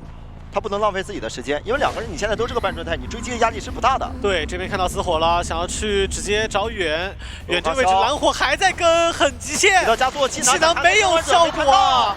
气囊这个位置丢的太远了，他得丢在自己身前才能蹭得到。但是这样的一个蓝火加速，导致已经没有这个身距了。就他不是想蹭，他是想把监管者给直接挤开，因为他想隔开。这边碰到是遥控玩偶，想拿遥控玩偶给到这个监管者压力。如果说是挂上椅子呢，我拿这个娃一直卡着你的耳鸣。对，而且打到这个玩偶也能去看能不能再切换。对，极限。那这样的话，玉林是不会爆点的。是有了半个球，还有2个护腕。我记得好像是2个护腕啊。对，但其实这样的话也大概能够猜到玉林的位置了，因为毕竟幸儿就淘汰在那个点嘛。对，这边在摸香，过来直接找佣兵。天，这种摸根针，哎，真摸了出根针，运气非常好，而且这边Granny没有第一时间找到。Granny现在其实他也不急，他现在就等我慢慢找嘛。但你不能找到最后，你等到这边的火灾把这个血焰条直接快将近淘汰的时候，你还没有找到。对的，现在确定大房方向没有人往这个方向来，前面玉林根本就没有进入到树的范围内，所以他是不会有子火的。再往后方难判断出来这个位置啊。如果说刚刚再往后边走2步，其实就能判断到耳鸣了。对，但很难想到，其实这边佣兵会在那边摸箱子。是Granny这边意识到了，人可能躺在角落，要往前面方向去找。往角盘一盘吧，他肯定不会在中间的。对，你中间盘耳鸣是没有用的。是的，现在佣兵的状态已经压好，耳鸣出来，那对于玉林来讲，可以直接把自己的状态打好。是。哎，看想法，另一边猿已经起来了，想要去打一波迷惑。玉林这个位置藏得很深，但感觉还是要被排到。看一下能看到吗？看到小碎片了，一波盖头，并且状态打起来。那边一直在破译。是现在如果去解决这个火灾呢，那佣兵就有机会直接走这地窖了对，。手里有半颗球，但是这个点位对于玉林来讲还是比较好的，因为树都在比较近的位置，很难出圈。没有紫火根，那就没有牵制压力。是的，一波蓝火，先把球逼出来，你拉火，他拉球，他这边牵制完了之后，可以再捡回自己的传护腕。送去找远，但是感觉对于关一来讲现在进入两难了，因为出掉远的话，远的淘汰进度其实比较多。另一边玉林还有2个护腕，地窖就在这边，求生肯定是有信息的。现在远要尽量倒得再远一点了，是，不能去干扰到这边跳地窖。倒在脚，是的，也给到佣兵这边去破译的时间，看一下一个紫火击倒，完成击倒。是远离淘汰，大概也就最后20-30秒的时间了。但你现在不敢出去找啊，你得挂呀，因为你现在挂了之后才能撑出更多的时间。对。看样子他是想去透过地图的一个透视看一下能不能找到这边远的一个这边玉林的一个行动轨迹，但是没看到。想通过模型去看到有没有一些身影露出来。对，玉林在另一边压了一下树，取消了一下自己的一个乌鸦进度。那这样的话，时间看看来不来得及。玉林手里已经看到了，对，还有2个护腕。耳鸣起来了。但是有可能判断在大房里面，这个人方向不太对，耳鸣消失。盘到这里了，那就知道了。不然你意识到了。要回头，前面耳鸣再起来，确定就在这几个木堆后面。是地窖位置，现在是你知我知，都知道了。对，看这边玉林一开始想借助这边的一个气囊去弹一下，但是导致身位有点亏损。看一下这刀应该是有了，能拿刀，因为是已经2阶了嘛，你出了这个圈，其实它就会有减速。是的，算上地窖打开时间，另一边远还有大概25秒钟的时间，看一下玉林这边能不能撑得过去。这个护腕一定要弹得很漂亮。对，而且还有个高低差，还好有机会。这边看一下这个紫火绕一圈，想用减速去拿这波刀。玉林很聪明，已经过去了。对他直接交护腕，这样的话没有这样的一个减速，7秒钟来得及吗？地窖是能走的。对的，他已经是拉错了，紫火消失掉了。那这样的话，求生者极限走一个，在开局40秒倒地的情况下还能完成。拿女巫你没什么办法，你救树你就算是攒猴，你去电你有什么用？园丁你拆蚁又有什么用？因为我只要在那里我一牵，你敢在那里拆，我的本体信徒我就能一直打你。对，很难星儿也行，去大房找大副也行。这样的其实保护没有什么用，因为你该面对的还是要面对。是，他是要考验的是你这个天赋到底有没有带着针对，有没有带飞轮。对。来看一下竞争对局，东玄这边的追击目标好像想往中场走啊，应该是从外围先架吧。对，他想要先是给他个寄生，让你园丁现在没有什么事情到时候做。你要敢去破译，到时候我拿你一刀，你的队友之间就是没有办法及时补上状态，你达成一个2救或者说达成一个1救。目标还是放在这边大副身上，大副直接外面开始修起来，胆子非常大。是的，看一下这第一条狗马上就好了，再等。CD 一好，其实现在就可以直接对，这个位置是没有超巨岛，所以到时候原生还是会慢慢跟上来。然后看一下这一刀，不着急，先放原生狗，很稳健。狗咬中还是没办法，我太少见到就是说是你通过怀表能把这个狗给躲掉的。对，前面这块板子刚好能卡一口，但感觉有点危险啊，下一口卡不掉了。是的，直接拿一刀，你又不敢翻，你翻了就是震慑，太短板了。对，那现在原生拉远，本体慢慢跟，形成超距之后，本体再跟上补上一条本体狗。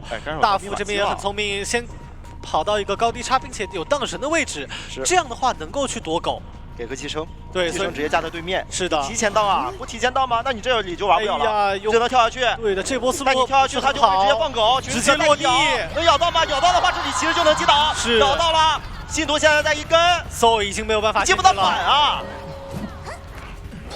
感觉 So 的思路很好，但是当断没断，有点犹豫了。不够果断，对，他没有去想东玄下一波的操作。是，其实，在刚刚那波身上出现蛇标的时候，就可以直接跳过去了。这样的话，哪怕下一波倒地，也是实际上倒地。这样的话会亏很多啊，因为现在场上有3个信徒存在。是的，求生者手里也就只有咒术师捡了一波紫圈。哦，开始消信徒了，但你看这样的话，其实也拖了很多的时间了。你救不了啊，你只能是幸运儿来啊。对，园丁前期也其实没怎么破译了。但你这一下怎么去救你？你跳下去其实就会拿刀。哎，香水也没放，等刀打偏了，有点极限。来看一下这波手椅，直接给刀。来杰打二大副，但可惜啊，刚刚那刀如果没有能打偏，这个人绝对救不了，甚至你都跑都跑不了。看一下这个位置，东玄要不要摊一手？是有机会能够打双倒的，并且底牌也好了。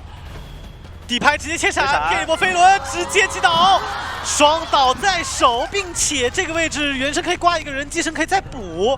场上2名求生者都要被挂上，这样的话节奏会消耗很多，密码机也陷入停滞了。外边已经是在狙信徒了，但是没关系啊，这边还是能补信徒的。火上现在就要看园丁这边给上化险为夷，那边需要把大副的状态摸上，能不能摸得起来？如果没第一时间过去的话，那应该是能摸起来了。原地续盾，这个盾套上先保证自己能贴到椅子附近。对，用信徒卡一下位，这样拖一下。椅子博弈有没有？哦，提前出刀。对他不着急，因为这边的信徒是手里有闪的，他想借着这个闪再打一波双倒吗？先打个针对吧。看样子想去探一波这波 PHR， 看看 PHR 这波压力能不能扛住了。一直换吗？对。走直一直拿到这一刀，你现在就必须要过来管这个园丁啊！你如果不管这个园丁，那咒术就在旁边，我能一直电，我去拖你时间。对，但感觉东玄这边其实是想着说，另一边寄生直接去给外围星儿压力，让他修不了密码机，然后这个时候本体再过来补，因为刚刚是好不容易把大副的一个状态可能刚刚补上来，那这样的话再摸了根针，这样的打法其实有点拖慢监管者的节奏了，因为你现在这样打，你新人现在没有办法解决掉，你就算解决了，他是倒到个角落，哎，解擦，这是什么？他电到了靠近自己的那个信徒身上，本来想电牵着气球的那个信徒，但是电错了。我是觉得吧，如果说是你电不了，就没必要强行电，你可以在旁边准备救人就行了，你没必要让大副来。现在大副手里只有一根针，没什么道具能够去救人。等等，局势现在又扭转过来了。对，这个位置对东玄来讲，可以外围拿一刀救不了人了。你咒术师现在就算过来，你手上没红啊，你只能2个。对，那里现在过来有点太晚了。刚刚如果说2个求生者打配合，说不定可以。另一边星儿直接在击倒，密码机陷入停滞。现在场上没有任何一个人在破译，大副现在是自己摸了根针，在给自己补状态。现在这个你针扎好了，你还是能过来救吗？我觉得也不一定能救得下来。而且咒术是不能贴太近了，因为现在脸上信徒是有闪的。你贴近了就是一个双挂。大副已经过来，对，没有选择状态扎满。那看一下这波，东玄好像没第一时间意识到让人无伤救，但是这局对节奏还是非常好，并且原神手里是有闪的。这个闪现反正现在能击到1个就行，因为现在局势实在太好了，4个人全在受伤状态，没有1个人能过来及时进行救援。是东玄不着急，想要去慢慢控一下场，并且消耗掉了外围的星儿的一个绝术风声，他自己交过了。哪里这边过来，你不能让自己的寄生干扰到队友牵制啊！现在场上对于求生来讲，他们的一个运营有点混乱了。密码机很久没陷入破译，并且状态也没时间补。现在要看看能不能去抓到这个机会，但这波 PHR 这个点位很差，可能说然后平地击倒了。对，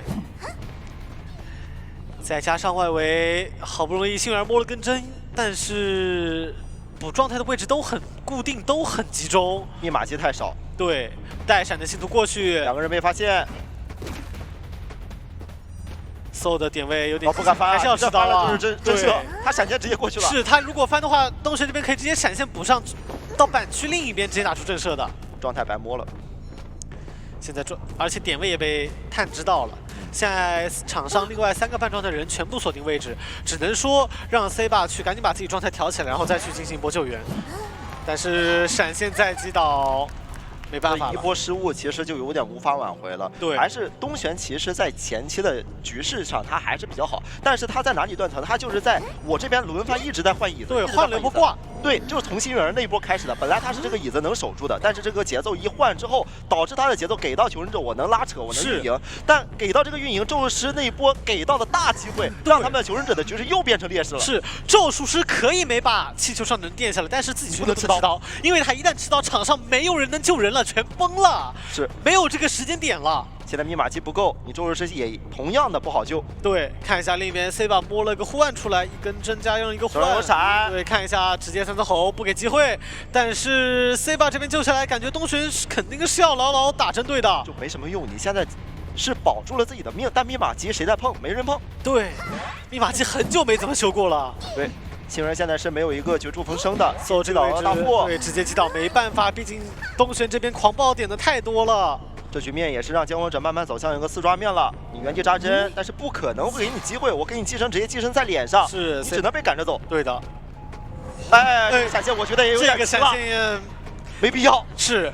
但还是偏向4抓的一个局 ，C 把由于是手里带了1者，所以真能够2次利用，这一点倒是对于 PR 来讲唯一的一个好消息了。是的，你咒术师其实现在就可以放在外边让你去修，因为他现在把大副直接挂上，其实就是个挂飞。对，然后那边看一下幸运儿的状态能不能打起来吧，很极限，扎闪没关系。他只需要让一个人一直就是说是我让你逛街就行了，对吧？然后我再操控另外一个，我去慢慢的追击控场。是密码机差的也比较多啊，虽然看上去可能就加起来差个60左右，但是梦之女巫不会给你这个破译的时间的。这里能拿到飞轮，进入到板区博弈，这板子实在太短了，很容易抽到刀的。是，而且这个飞轮交出来也就意味着一件事情 ，C 把没有回光返照这一点被东玄知道了。寻到，哎呦，差一点。在等，两方其实现在就是在磨时间。对 ，C 把要尽量的去拖更多的时间给到外围咒术去破译的时间，但是咒术半状态，他要去修最后那台76的棋子很危险。东玄这边本体一直站在这里给压力，他现在不能补个寄生，对，他现在不补寄生是对的，因为你现在补了寄生，我是要抓你星人还是要抓你咒术？但你要抓一方的时候，你刚刚寄生就白寄生，他能驱掉。是，看一下这个位置。压住了，主要是两边都有信徒，而且这个信徒手里闪现马上好，直接一波寄生击倒。原生手里的闪现没交，要带过来，直接去找哪里？咒术现在已经在破译密码机了，如果东玄还没有发现，对，密码机已经是很极限，87，信徒离的距离有点远，看一下本体直接补狙，93、94，其实是能来的，手里有闪的。直接倒98的机子开不了。其实他就算开了也没什么用，因为信源那边是没有带回光返照的。是，而且脸上原生信徒也是有闪现。是的，他只要是能过来其实就行，因为你现在咒术师如果能把这个机子亮的话，他中间可能还会耽误到东玄这边一点时间，或者说是能给到那么一点点的希望能走一个。对，没机会。那这样的话，东玄第2回合上场再度拿下4抓，2把4抓加上第1回合的10比0，直接终结比赛，让我们恭喜朱雀。板区范围内，然后交尾龙，那你让你在回溯以后，那个盾也走不出这个板区。是的，关键是在于这把调香师他是很有可能要去带一手化险为夷的。那你这样的话，就在牵制方面呢，要么没有回光返照，要么就是没有一个天赋选择了。离大附近有个好的点，就是我尝试逼一下道具嘛，我不一定会深追你，但是我逼完道具，你中场这个人不走的话，我是有可能一个龙子过去直接拿刀的。没错。那中场的人如果这个点是直接往独洞的方向，应该会拐一下中场，看一下调香的位置。但是调香师好像已经提前拉走了，中场只放下来一个木偶师，木偶师在脸上扛压，看一下卡克里是否要直接追击。应该还是追赶为主，但是其实目标还是要放在咒术师身上。没错，这里感觉现场已经发出了欢呼啊！这是单人 solo 的挑战。对，因为毕竟你数据面板也看得到嘛，就是可能小组赛的话没16过。对的，所以说也是给历练的一个机会。预判变得过来，有一层吼交吼，这个围龙应该是能掉的。是的，前面还能钻刺，有刀吗？补上再补龙，给一刀。凭借一层喉废掉了一个围龙，我觉得是可以接受的。对，但是现在卡克里他可能下一个笼子不太好拿刀了，毕竟永伤的有双刀先拿，暗霜也太赶了，可以接受吧？是的，攒了3层喉出来，没被震慑就行。是有窥视者的刚刚。是的，那看一下围龙也不好交，现在只能平地先把喉逼出来，但是没有逼出来，交出围龙。是的，那应该再补一个围龙了。下一飞轮还有飞轮可以去进行牵制啊，看能不能再用飞轮。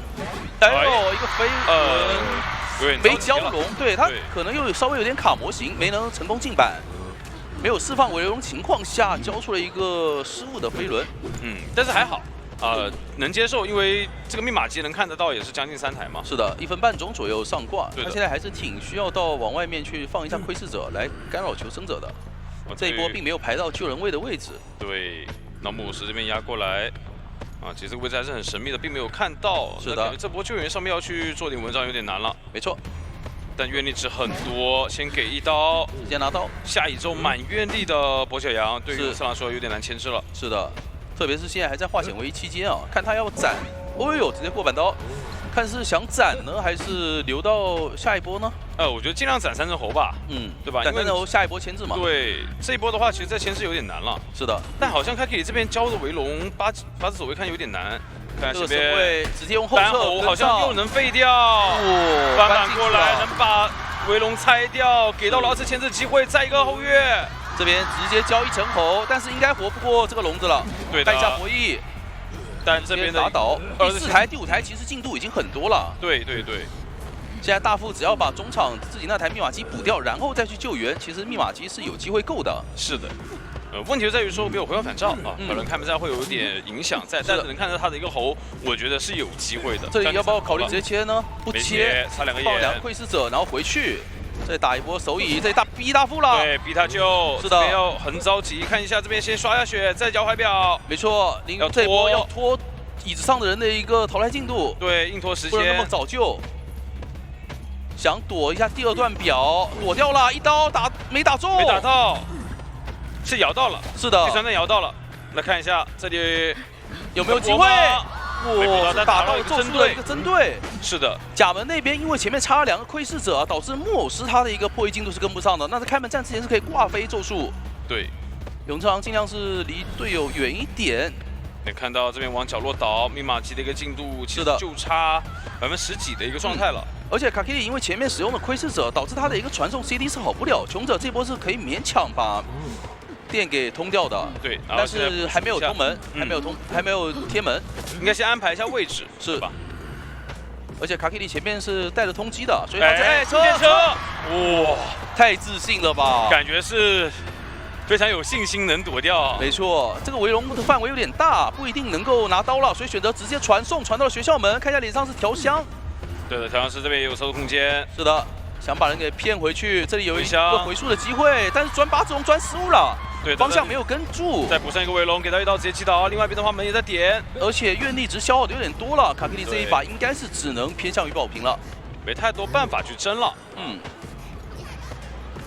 那把人往中场一挂，另外一边门点开，那求生者逃出的话也是拿下一手平局。是的，那感觉 X Team 在第1局完成平局是很能接受的，对，很赚。给这个小说家的，是的。 就不用担心他的一个隐喻来废掉你的一个围容，毕竟隐喻的一个成长，对吧？肯定是比猿猴咒像的成长要慢很多的。就我觉得兴奋的作用性会比你在陕西要好很多，是，对吧？可以考虑直接去追小说家的。虽然说把佣兵给保出去了，但佣兵那个地方要破译密码机呢，也得稍微跑一下图。而且整体来说。 好，来看一下起追的目标是放在阿斗这里。没错，阿斗这里冲着平地就往墓地走。哎，不对，雨梦想走，他觉得这个小说家不是自己想追的目标，想追弓箭手吗？有可能，这可是手溜100秒的弓箭手哦。但是弓箭手的话，我觉得是不太好追击的，而且还带了一手窥视者。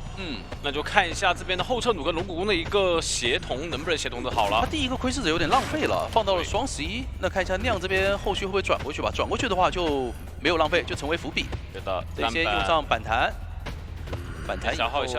对，雨梦很稳啊，的愿力值非常多啊，他很稳，一直没有选择去交出围容啊。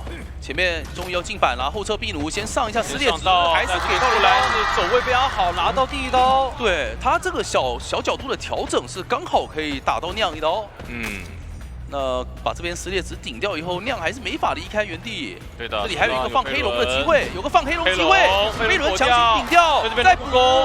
哇，是的，协同很好，但是这边一个走位回来，黑龙是走不过来的。是的，但拆龙时间感觉有点来不及了，直接钻过去拉开距离先。这下倒上进入了 CD 啊，其实很难操作了。对，没有骗到。这个击倒的时间是1分20秒左右，上蚁的话会跟上局节奏差不多，1分30。那密码机进度我们能注意到吗？跟上局差不太多。现在这个情况可以干扰到小说家的一个密码机，猫洛皮来的还是比较早的木偶师。这样的话，2位求生者都在被赶。是没有选择变路易，是，然后点过来救援，那也不着急，想再多拖一会儿淘汰进度。但这样的话，木偶师自己的状态可能就会亏损的比较多了，提前交出了一个路易。是的，看一下这波手艺掏了下来。交2次路易的话就不算无伤救了。雨梦拿到了弓箭手的一个针对，现在弓箭手就往角落倒了，这下也没有人能保他，就看下一波来救援有没有机会说利用自己的龙骨弓来进行更多的牵制。对的，但其实雨梦他存的一个阅历值非常的多啊，你下以后要么可以打你针对，要么你其实在墓地也会被架住。是的，这一局跟上一局唯一的区别是什么？就没有26。是上一把是26了非常久的一个时间的，但这一把的话，对于弓箭手来说没有26的话，可能就会影响到后期的密码级进度了。没错，那塔卡口在2楼躲着，也是被通缉给通缉到了。哇，这个通缉，看一下雨梦怎么操作。被拦截的机会很大，而且不敢上2楼了，这边只能从1楼走。但第一个围龙先交出来，先给一刀。一个护腕有没有可能来得及拦呢？拦不到，护腕直接到了椅子面前。那这样的话，要不要摊一下佣兵的刀？哦呦！但是佣兵的话，感觉是有被机会摊双倒的。没错，这个8字转过来，再拿一刀。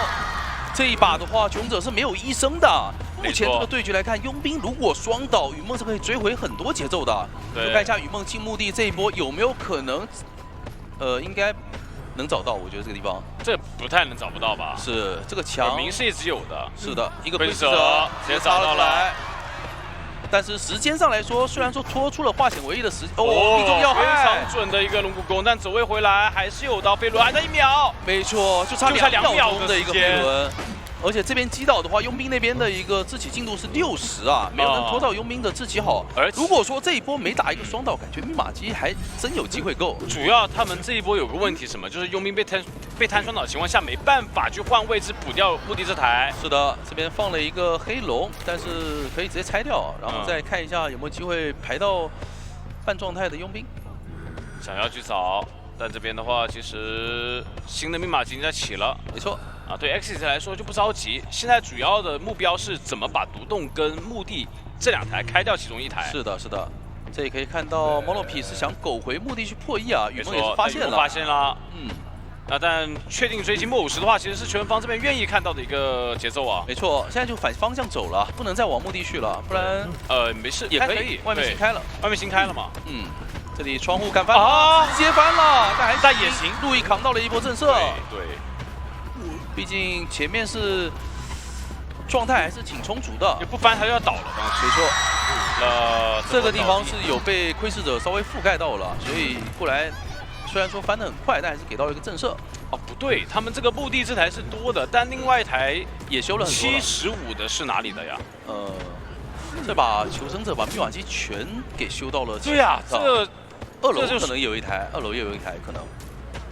现在小说家那个位置不一定好救，有可能被拦住的。没错，这一波的话，其实反而是把节奏给出去了。没错，还行，围龙拆掉，那现在把人救下来，手上还有输液。是的，这里保一波换走，使用隐喻换了一个位，车要过来了。是的，但没有撞到。是的，这边想开吗？那小家人呢？小家一起来啊！没错。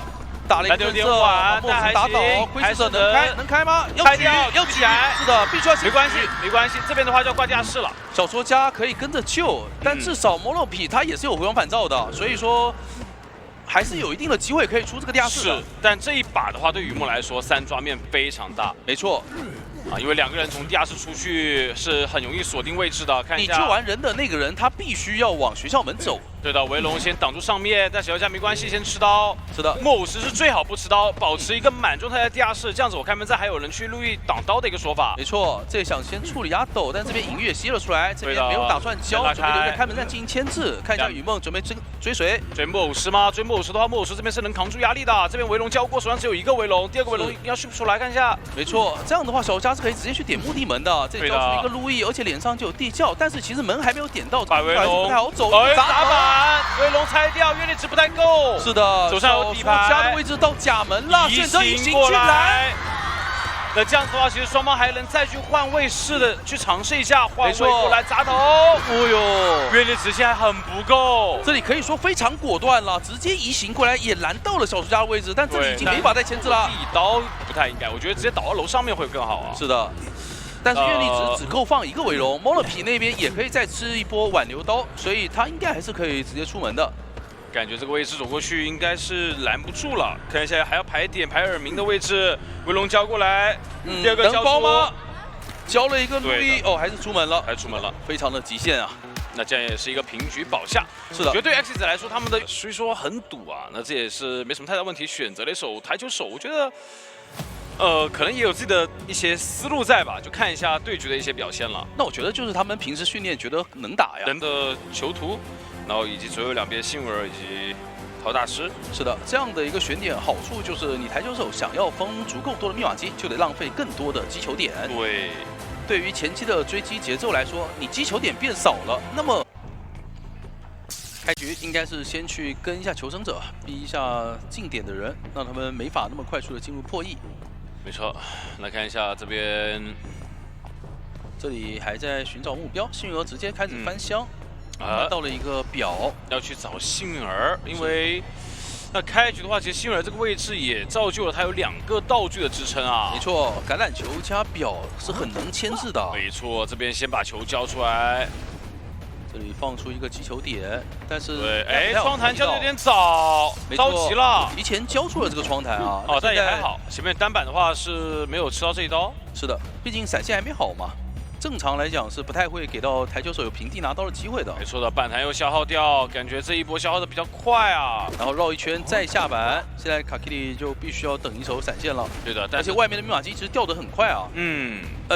就是修得很快，已经有3台50%。反向去找邮差吗？是的，这个点先放一只狗。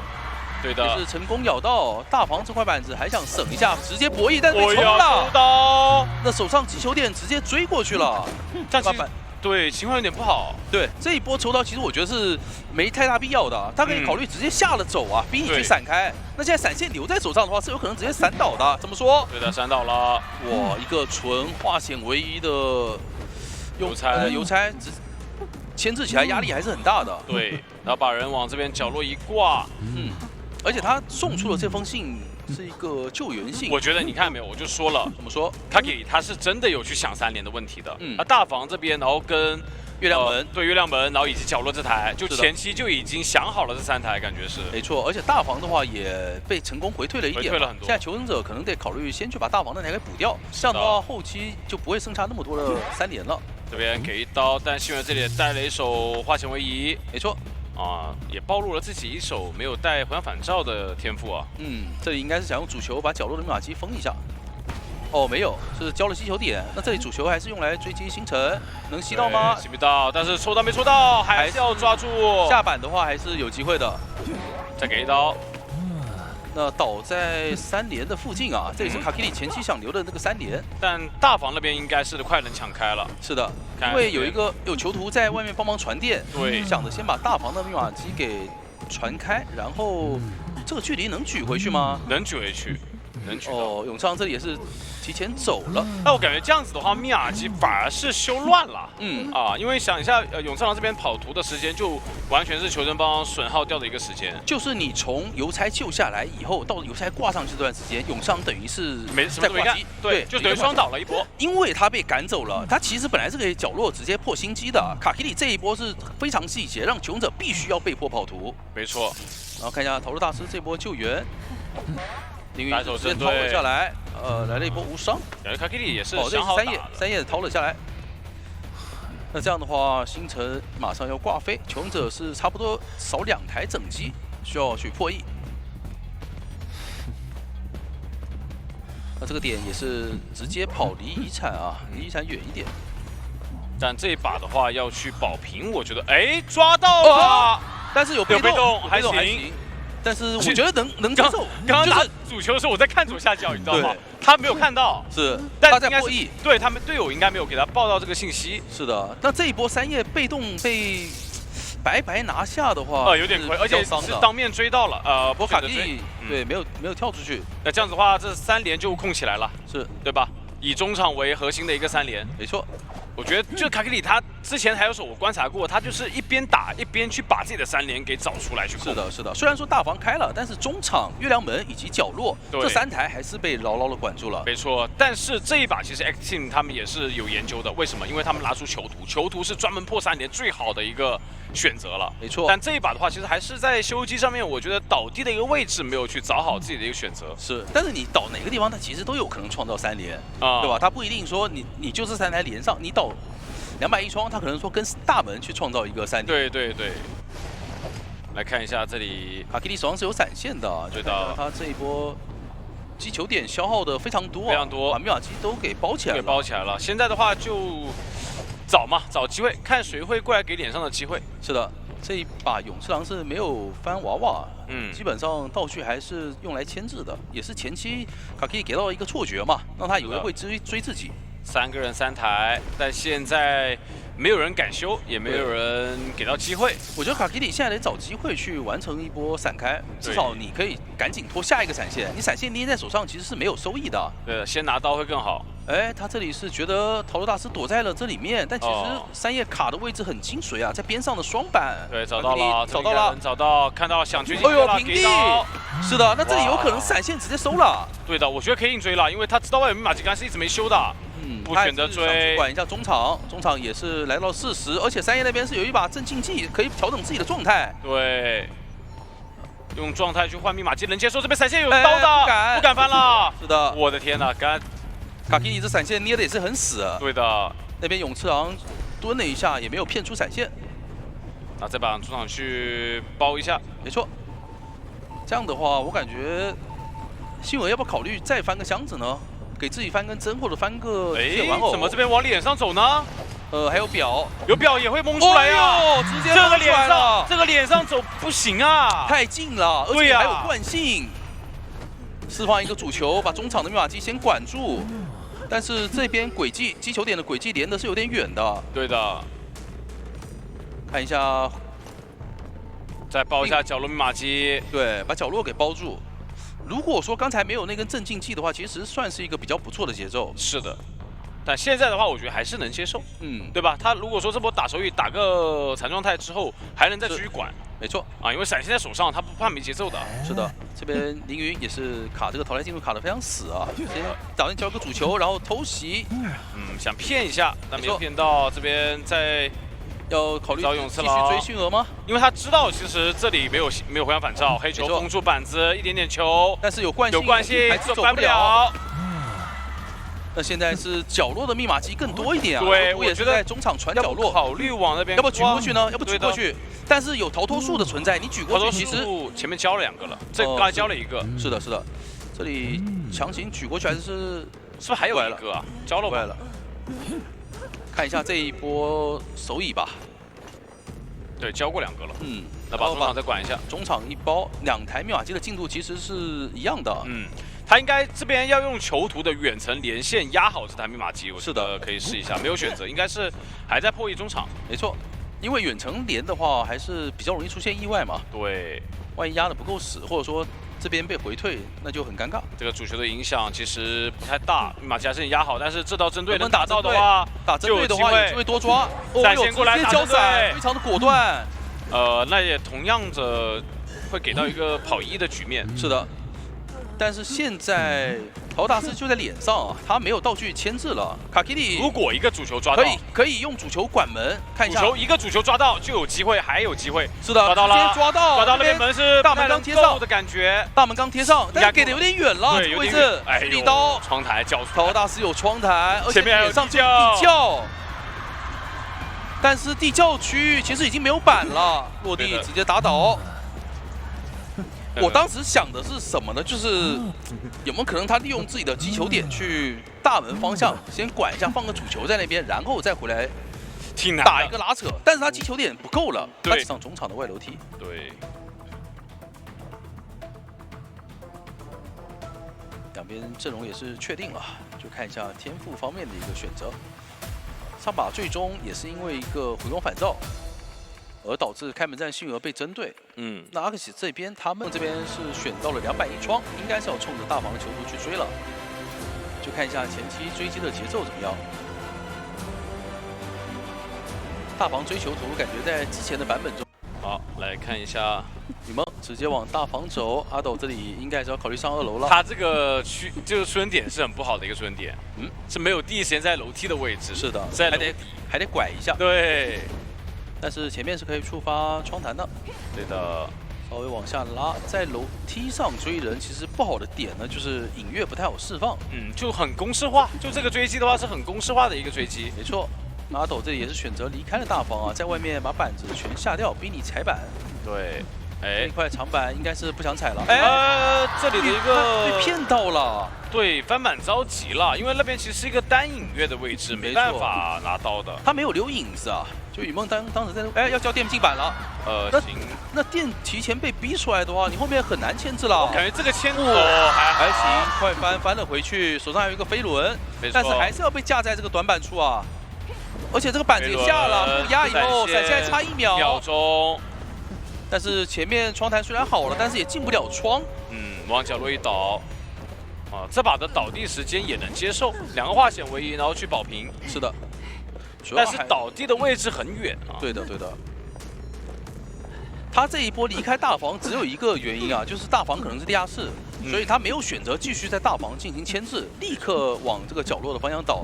那歌剧这个角色我们也知道，他其实不像台球手那么容易去控场。对，主要是他不离开大房的话，当时那个情况，他主要出生点的位置太差了，他不在楼梯，楼梯的话他距离会拉得更远。是的，你可以更早的上到2楼嘛。王洛皮这边来救援，喷气背包直接交，但是应该还是要吃1刀。没错，手上有闪现，然后这个位置的话也没办法有进行26。是的。给1刀直接带走，然后由飞行家留在原地破译角落这台密码机。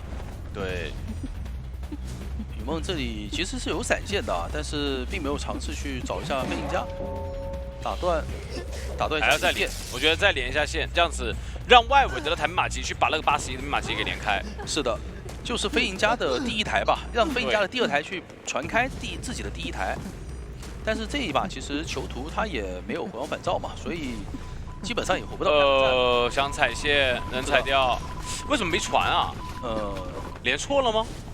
应该没连错，因为我刚看了飞行家的那个小窗是连着那台80多的，所以可能在考虑后面留先修一点再传吧。对的。这边拿了1刀救下来，看一下阿斗飞轮还没好啊，只能利用这个板子尝试一下想电砸。哎呦，过板刀，雨梦也是防了一手啊。那这样子的话，外围得马上补状态了。连了另外2台。外围，是这一波感觉2个救人位确实需要调整一下，因为现在没有逼出闪现。对，闪现没逼出来，你是有底牌的，2个人赶紧补状态，然后去打后面那一波拉扯。是，但现在还在抢密码机，完全不顾啊。这边传送这台找的是满状态的空军，他传的这台是开不了的，65的一台。看一下一个板弹，是的，天的一手到了，博弈，这边翻过来再给1刀。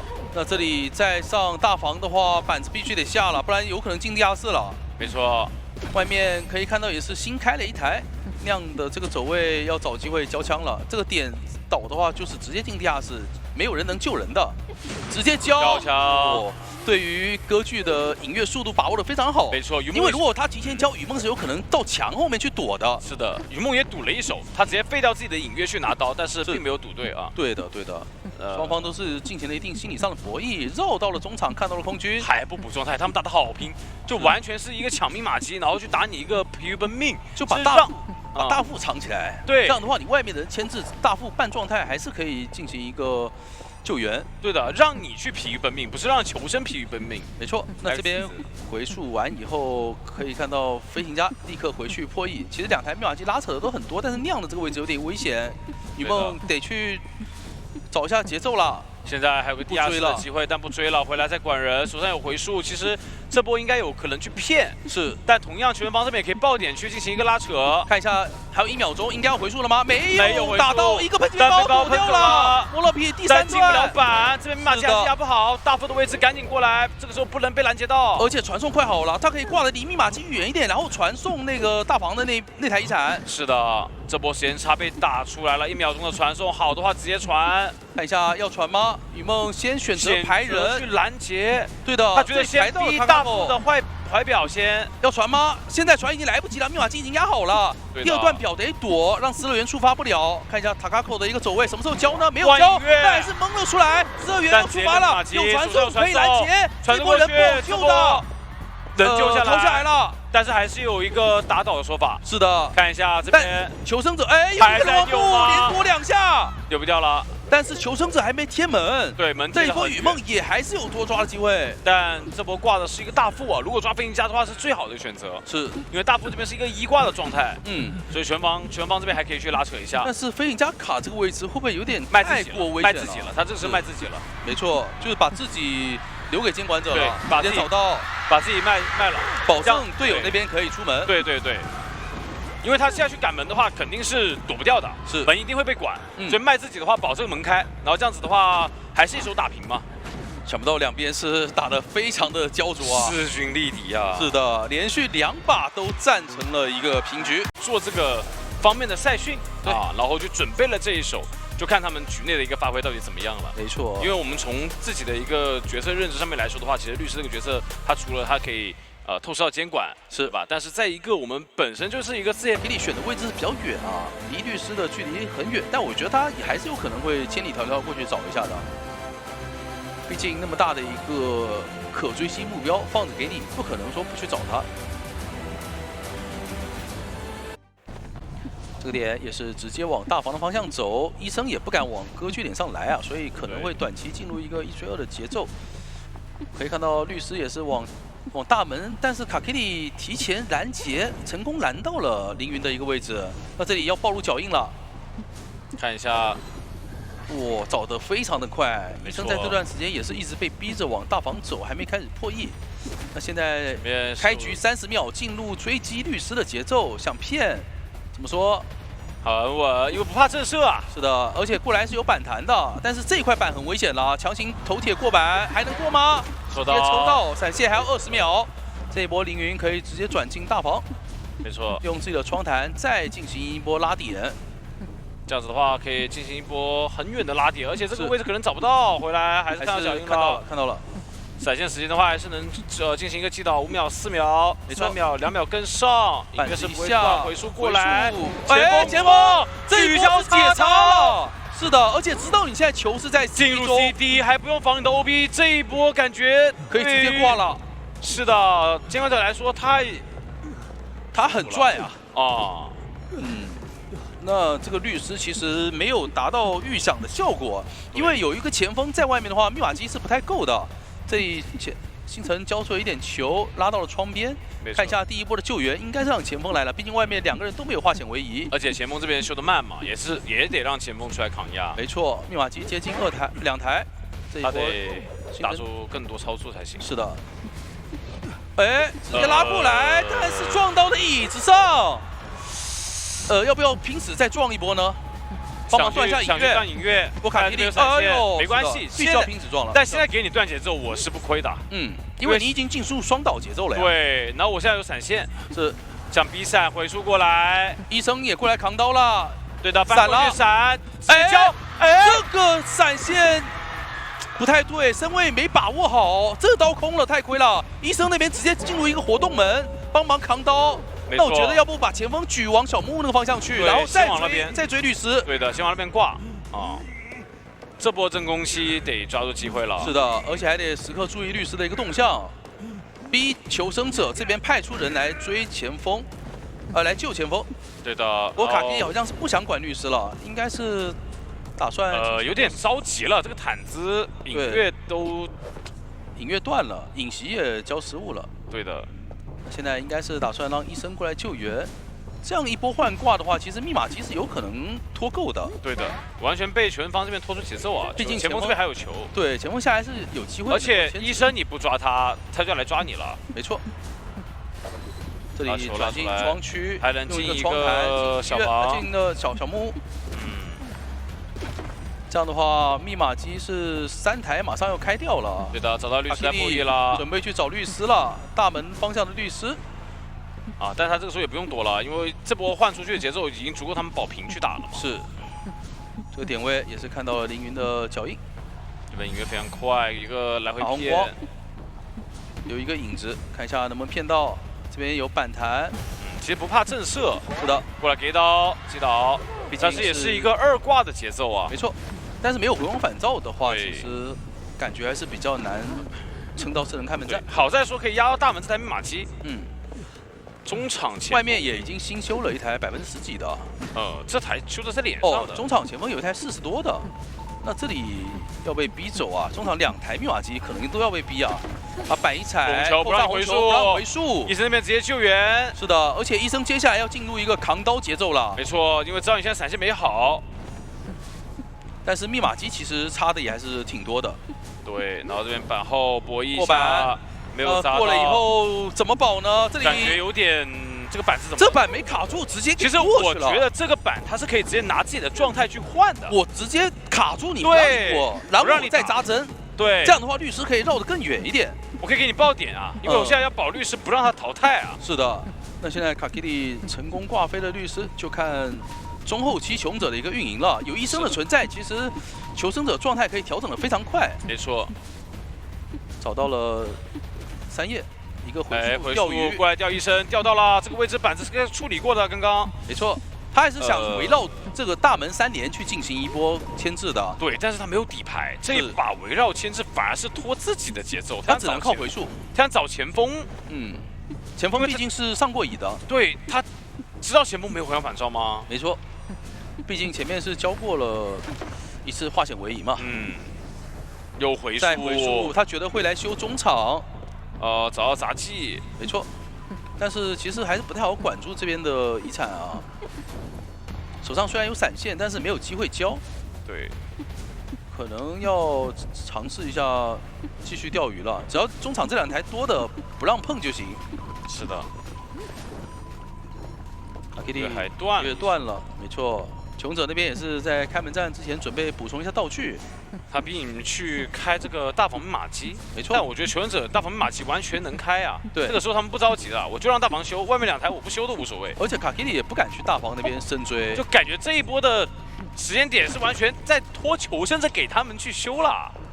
拖一个他们翻道具的时间吧。我觉得就看 X Team 求生者能不能翻到一点好用的道具，开门战是能够稍微拖一点时间的。对的，这边找到了前锋，看一下要进入追击节奏了吗？应该要追了。是的，想抽一刀，但是前锋下板还是比较快的。一个红光骗到了，但是有香水，砸不到。那求生者可以看到医生是往中场靠，这一波要不要去把他逼走？不逼，继续追，因为前锋是没有回防反照的。是的，卡基里要打算继续追吗？这边可以吃一刀强开了，密码机已经压好。没错，还有注意到这里拿刀的话。没有打算回去通电，还是担心自己等一波，对他等一波，他等一波前锋去贴小门的时间是，然后让杂技过来贴门，杂技过来贴密码机，没错，尾数过来，杂技贴的密码机。因为其实他们如果在中场开的话，他不太能够牵制起歌剧的。再交一个土球，主要是杂技这里他点不动门，所以他是没关系的。是的，这波可以把求生者都打残啊。那边医生有一个自己调整的状态，但是怎么没有人压机了？因为都被赶走了，半状态的医生是不敢碰密码机的，前锋去贴小门去了，前锋也是半状态。但这台不是99了吗？对。现在大防有心跳，卡基里还是在钓鱼，他觉得队友他会爆，说监管者在大防，对吧？那如果说能调到这个来压密码机的人，他就有机会了。不过卡基里排到了半状态的前锋，这波排到前锋就有点难受了。是，这一波感觉要直接追击了。现在是医生修机，然后杂技直接交闪，对，直接交闪，没有心脏。那现在是2挂的一个前锋，对，杂技点的门，因为杂技压的门前，然后医生压的机。是的，我感觉这波其实开门战的安排反而把自己的安排的比较差。但是卡基里这一个时间再去赶大门，看一下，医生要先贴到门的，医生要先贴到门的。对，但有毯子，这一位置好像60多，应该是极限能开掉。对，极限能开掉。来，几毛看一下，90的一个好像能极限拦住一个吗？看一下，能吗？能吗？这位置影院不行，哎呦，成功打了出去。那双方是在第3局的上半场上，他前期的一个追击节奏如何？至少艾维他没那么怕 OB，但是他需要去提防幻灯师的那一波配合吧，是一个定格满侵蚀值加飞轮的一个配合。就主要是什么？主要是艾维在面幻灯师给到队友的一个辅助就会特别多，就看他们有没有那种配合吧，对，能不能打出来那个操作？是的，他们这个阵容确实是有上限，有上限，真有上限，确实是把雨梦的几手角色全都给防住了。看这边起追找的肯定还是结师，因为这个阵容其实不太能放过结师啊。是的，是的。但是玩偶那边应该会直接考虑放出来吧，直接落地看一下，也是伊斯人吼到了。这一波进入追击的节奏速度还是比较快的。雨梦也是提前调一下伊斯人往外面去附身逃骗，想卡红光，但是并没有绕到。对的，塔口这里走着走着，把这边玩偶放出来，那要处理吗？先处理一下。但这个拉开的距离其实并没有说特别远啊。也还行，因为你现在是没法附身机械师的，你打娃娃，那么你就只能等到下一波附身才可以来追机械了。是的，这样你的交闪时间可能会往后越延越久。是的，现在塔卡口是满状态，而且侵蚀值的话暂时还没掉啊，就利用这个反弹、窗弹啥的，在小木屋继续跟你绕2圈。没错，雨梦这边已经被拉了很远的距离了。哇，这个距离拉得很远。那他等一下走着走着又放一个娃，你这个娃你打是不打对吧？你很尴尬。或者说他就带着这个娃一回去扛刀了，想去偷袭古董商，看一下落地直接2棍给你先，那我这个侵蚀值吃满也没关系啊。对，他有飞轮哦，甚至都不顶，因为他觉得止戈的时间是够的。对的，这里再用一神猴打断一下，再来清一波，连续清了2波。哇，你养这个牵制，他就是抓你这个缝隙，我知道，对吧？拿我没办法。我3棍机关消刚好顶你2次侵蚀，这叫叫云门了。云门不吃闪，闪现过去，没错，逼出你的闪现。对，酿手上他还是喷一下，他是喷不满的。对的，而且直接是放出去了。不，他这波队友还可以给他定格辅助。是的，但是这波定格可能对于伊斯人的喷就是用来防的。我这定格持续时间，你不太要吼我，你要吼我的话，一定能翻过来给棍，给到了吗？好像给到了，又断了一波。那这样子这个节奏很炸呀！第4台、第5台已经50多了，这个节奏，酿还有飞轮以及最后的一次机关枪的释放。这个位置在雨梦没办法了，必须要派艾维伊斯人去的外面控一下密码机，因为现在已经完全断节奏了，完全追不到了。但是你只有一个本体想追的话，其实还是比较难的。就这几个没闪现，对，就没闪现，他有飞轮，开着转世，生距不够了，然后再去给你交一点机关消。不过这卡光是骗到了，对，那这样子也是成功击倒。但是外围密码机抬头一看，天塌了呀！是的。这里酿翻过来以后，好像是交了一个云门想回去，但是被打断了。对对对，把最后一点机关消也用掉。然后外面的话还是有2个化险为夷的，而且再进行一波换位，再拖点时间。是的，用逃脱术传送落地这边。现在其实桃大师就算侵蚀值满了也无所谓，他有一个被动的存在。哦，但是连打2刀就不行了。对，连吃2刀就但也能接受。外面是一个无伤救嘛？是的，这样子等于说我用状态去换外面无伤救也可以。没错，这样的话，桃大师可以考虑找娃娃调整一下状态啊。对。那对于聂阳来说的话，这边就走直线，然后尽可能用飞轮看能不能把这个2阶给规避掉，让你跑去追击。主要是雨梦的2阶还没好，还有10几秒才可以进行附身。那这一波的一个时间其实拖的是非常久了。对，雨梦想控住中场的这台遗产。对。对学者来说没关系，就只不过是让我提前进入一个修3台的节奏而已。对的，对的，对的，对吧？因为其实人挂飞游他也得修3台。是的。这里有没有喷到呢？9， 2阶落地，甚至还没有喷到。是。那这样子侵蚀值满不了呀。没错，我觉得还得控场。而且医生也掉了呀，这里应该用飞轮清一波了。清一波，那完全断了追击节奏。这一把简直是牵制艾维的教科书啊！那样的古董伤。是的。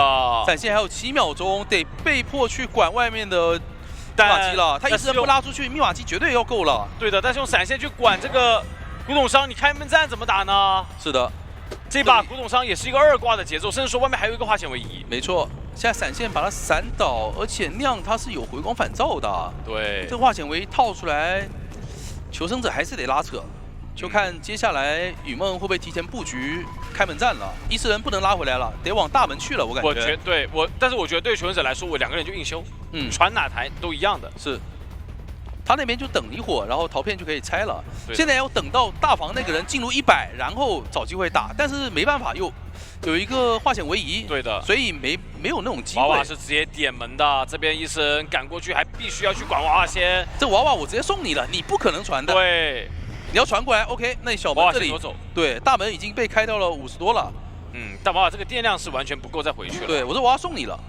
送你了，现在就求生者进入一个拖挽留的节奏，主要是雨梦上一波终结酿的时候是把闪现给交了，对，所以导致他这个开门战必须要拖出自己的这个闪现，但是拖不完，拖完了挽留就结束，对吧？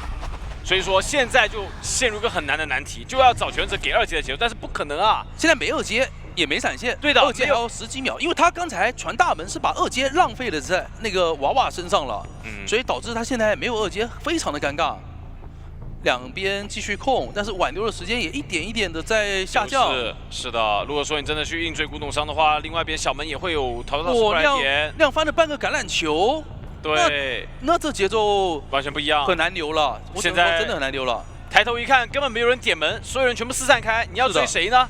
你能追的2个人，对吧？一个机械，一个古董商。但古董商有半个球啊，他不会给你机会的，直接拉球到窗口。机械师那边带着飞轮，也不会给你机会。机械师好像爆乌鸦了，在大房。没错，那这边的话选择技术，身但是有拉球虽然1的60度，而且没有闪现，这边还是没办法击倒，这个最大的问题出现了。传了一波大门，那这样小门你就没法管了，因为伊斯人在中场，这个地方下板想抽刀没有成功，把放出了形状投影，再往外拉。地窖的位置在3板，小门好像能开啊，这边有定格的，能开，这边应该是可以开掉，管不住了。医生想陶大师可以先出门，不出门吗？他不出，他把陶片留在外面，对，只要不是留在门里就行，他等挽留结束是可以过来扛刀的。